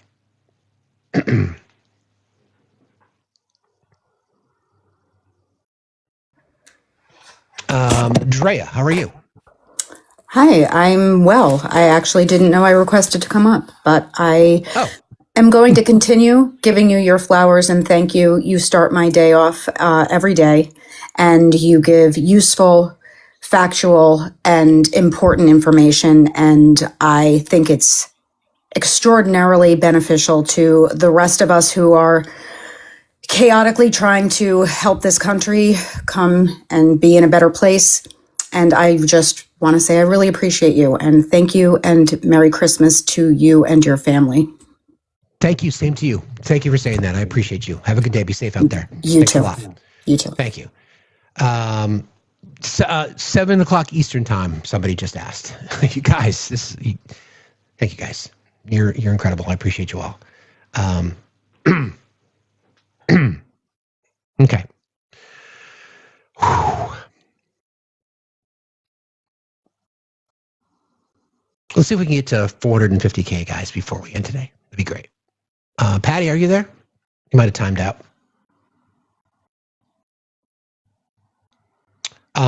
We are going to do, I mentioned this, we're going to do something on live. We're going to do a topic. Do something will be the topic of our live. I know a lot of people they may not know exactly what to do, what that would look like. From my perspective, it doesn't matter. Like, it doesn't matter what you do. My daughter mentioned to me yesterday she had a problem with her bank card. She was picking up some sweets to go to a chorus practice at the grocery store on her way to work. She didn't have her card wasn't working, and the woman behind her paid for her stuff. That's a do something, right? That's a little thing like that. Doesn't always have to be monetary. It could just be your time, right? It could be going to an after-school program and reading books to kids. It could be volunteering to be an assistant coach for junior varsity basketball or whatever it might be. Do you have a local theater in your community? Do you know what they always need at theaters? They always need help organizing a costume room. Go do that. Are you an accomplished seamstress? Are you good with a needle? Maybe they could use some help making costumes or making sets. Exactly, Toodle. It could be as simple as not staying silent. That's a great thing to do. Reminding folks that they're not alone. Reminding people that there are other people that are out there that are struggling just like you are. And I'm glad. I think it was Dre that mentioned men's mental health. I have not been transparent with you guys, to be perfectly honest. My mental health has been shitty for a long time, for a very long time. I've not acknowledged it enough. I do go to a therapist. My therapist is on vacation. The worst time of the year for that to happen, but she needs a break as well. I've not been honest about that with myself. I shouldn't say not honest. I just haven't been transparent about how bad it's been. This kind of stuff, these conversations that we're having, because you guys are the most incredible chat on TikTok, fills my cup because I know it matters to you. Therefore, it matters to me. So thank you for allowing me to show up for you, by the way. Appreciate that very much. What's up, my man? How are you? Hey, my fellow New Englander. How's it going? That's right. Good. How are you? Oh, I can't complain. I love how much you do discuss mental health, though. It's important. I suffer, and a lot of people on this app know, tremendously with depression. The day-to-day struggle. Get up, go to work, and repeat. So exactly. It's a struggle. But the one thing you had, the woman that was Hispanic, I didn't catch her name. But Cajito. Okay. Anyways, so she was talking and you were talking about what can you do. One thing I have started doing recently is 1, be prepared for filming. 2, carry a pen. Ask if you are encountered or you run across an encounter. Make sure you get a name and a phone number of the person that's being stolen, being kidnapped. I saw that on a live, and it's just like, oh my God, that is one way you could always be ready to help out. So you have a name and hopefully be able to find out where they're being kidnapped to, disappeared to. That's, to me, I don't know. One little easy thing, just have a pen and be ready to take down a name and a number. So it's a great idea. That's a fantastic idea. Document everything. Know your rights. Have your rights on a little index card, like a know your rights kind of thing. Document everything. Record everything. That's a great idea. Great idea. That's doing something. I've been sick. I've had the flu for the last week, and then I've had a few days off. So usually when you're on, I'm at work, so it's hard to catch. I've been listening to a lot of your mouth the last few days, but it's wonderful, dude. Dude, you have such a great word every single day, and I appreciate it. I appreciate you and everything you do. Thanks, man. That's all I got. There's my glaze for you. But I hope you have, friend. I appreciate you. Have a good holiday, and I'll talk to you soon. Thanks. Same to you. I may be over in your neck of the woods. I'll let you know. Yeah, let me know for sure. All right, I'll talk to you later. All right, I'll talk to you soon. Take care. That's a great idea. That's a fantastic idea. Mods, I have an idea for an item about a know your rights card that we should figure out a way to have that done somehow, some way. I think we did that at one point. Maybe we should do it again. But it's a great idea. I love that. I love that suggestion. I love it. Yeah, whistles, horns, whatever it might be, noisemakers. Hi, Lori. How are you? Good. Oh, good. There I am. I just want to thank you for your acknowledgement of the mental health that a lot of us suffer from. So I want to make you earn a little bit of your kudos by asking. I, for instance, have a bad general anxiety disorder, and I listen to you every day. Go do this, go do that, talk to them, talk to this, and I just feel so bad because I think, God, I haven't even left the house today. The general anxiety disorder's that bad. But I follow, excuse me, I follow politics a lot. There's a lot of people I listen to and read every day. I share a lot on TikTok and Facebook. I mean, on Facebook, I belong to probably 40 different can't stand Trump pages, and I'll run across something important and I try to share it to all of them. I actually get blocked a lot because I'm told I post too much. So, other than stuff like that, because I'm not out there and about with people or volunteering like that because of an anxiety disorder, what else can I do? Do you have any hobbies? I quilt. Quilting? Is that what I heard you say? Yes, I make quilts. Maybe that's something that you offer in your Facebook community, that you're a quilter, or maybe you can say maybe there's individual panels of quilts that you could make for people that are custom. You could make phone calls for people. You could check in on neighbors, things like that. Quilts for the needy, small things. Maybe it's baby quilts for newborns. Well, I even mean politically wise. How can I help spread the word of the bullshit Trump does and everything that's wrong? And well, let me ask you a question though. Would that fill your cup, or would providing a quilt, something that you're passionate about, to somebody else, what would make you feel happier? I do give them, but I give them mostly to family. But they all have so many. It's like, okay, Lori, we're good.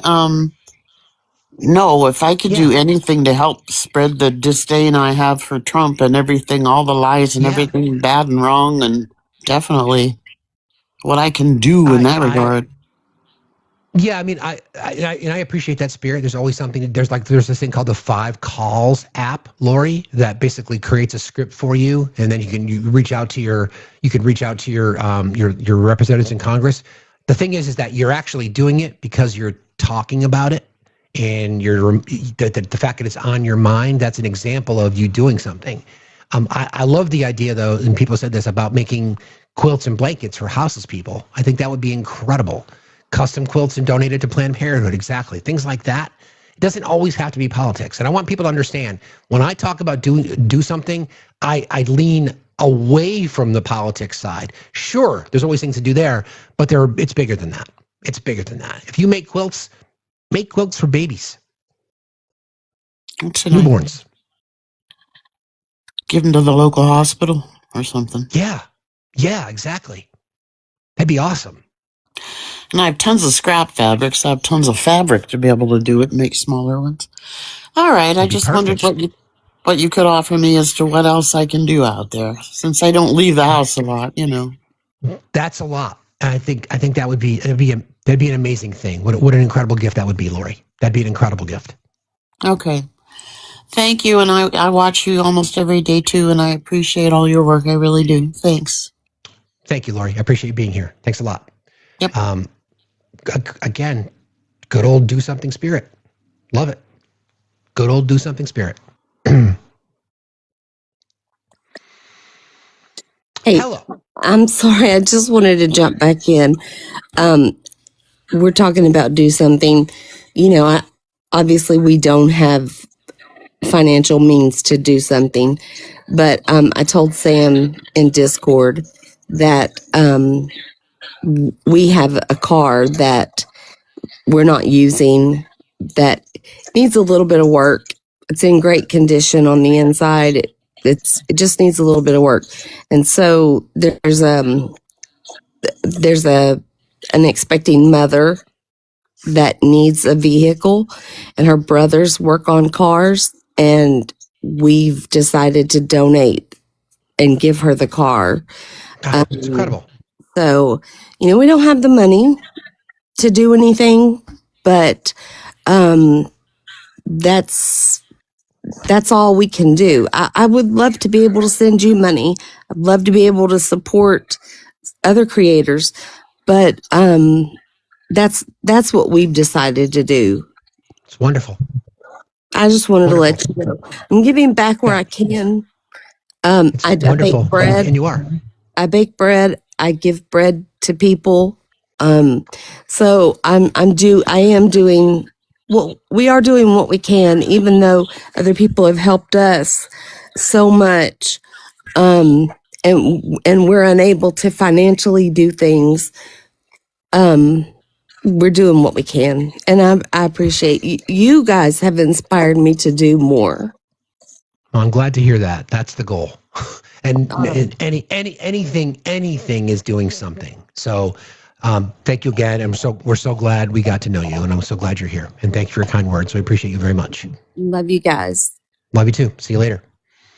Okay, I think I've got a couple more folks. I think we've cleared the box. Listen, you guys. Jess, you just read my mind. There's no such thing as not doing enough. There's no such thing. There's just literally no such thing. I think the at its core, and I remember just when this whole thing started. Maz, you guys can check me. It's probably been 6 months. Maybe we've been talking about do something. Maybe a little longer than that. It just popped into my head one day. It's like, do something. We can all do something, right? And it's kind of turned into this thing. Hashtag do something. It's going to be the Do Something Tour 2026. It's going to be bigger than just, obviously, politics. There's a lot of things that I can take on that you guys don't have to do. Like, I'm up here every single day calling it out, reporting on the news. That's something that I'm doing. But I do more than that. Members of our community do more than that. You all do more than that. There's never, the littlest thing is more than most people do, right? We all have got our means. We're all in our situations. There's certain things we can and we can't do. I don't want anybody to ever feel like, and God forbid, if I ever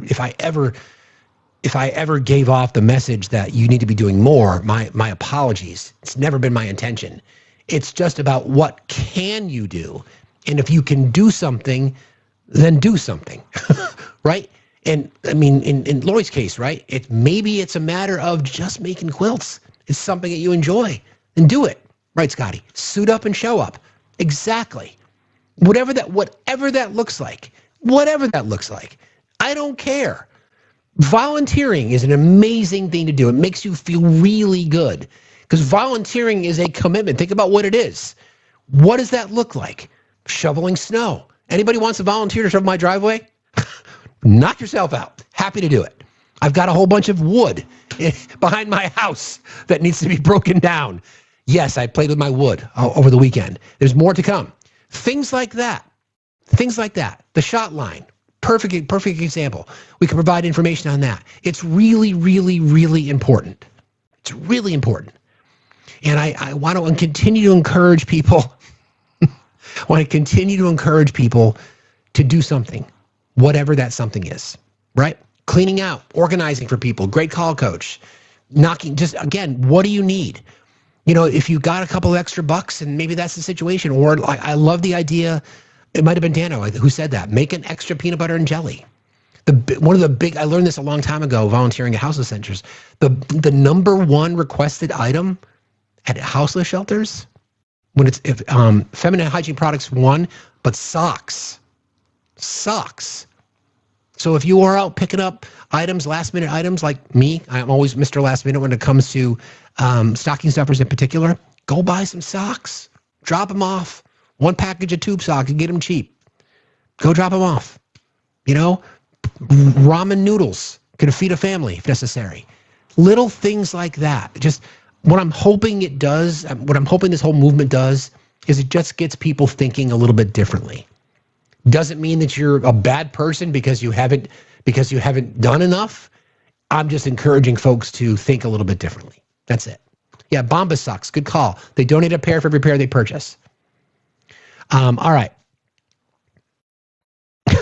Wait a minute. Is it your birthday, Jess? Holy moly. Is it really? I feel awful that I did not know that. Jess, make a comment in the chat, please. That's an order. I'm telling you what to do. Make a comment in the chat right now. Right now. Make a comment. Do what you're told. You're a good girl, but do what you're told. Please. Where is it? Come on. Come on. Don't make me ask again. There it is, right there. Okay. There you go. Birthday. Everybody send love Jess's way. Jess is one of my amazing mods, husband's in the military, a tenacious fighter for your rights. Will stand 10 toes down to protect members of this community like you've never seen. Feral as fuck. She knows that. She'll take it as a compliment. Happy birthday to you, my friend. I wish I had known. I feel awful that I did not. Sorry about that. But happy birthday to you. Love you very, very much. Appreciate you. Okay. I'm going to pay for that. Thank you guys for being here today. What a great show. We never know where these conversations are going to start or where they're going to end, but I'm so grateful to be part of this with you guys. Thank you, mods. You're incredible. Thank you, chat. You guys are the smartest chat, most compassionate chat, kindest chat there is on TikTok. Come back tonight at 7 o'clock Eastern time for Facts After Dark. Again, 7 Eastern time. Unpacking, or I should say breaking the red pill, and more importantly, are men capable of loving themselves? See you tonight. Thank you for your kindness. Do something, friends, before it's too late. I don't know. Wait a minute. Before we do that, who's live? Who's out there live right now that we can raid? Anybody? Anybody know? Is Danny live? I think Ash was live earlier. I think she came in here to join some of the show. I don't know. Love you all. Have a great day. We'll see you.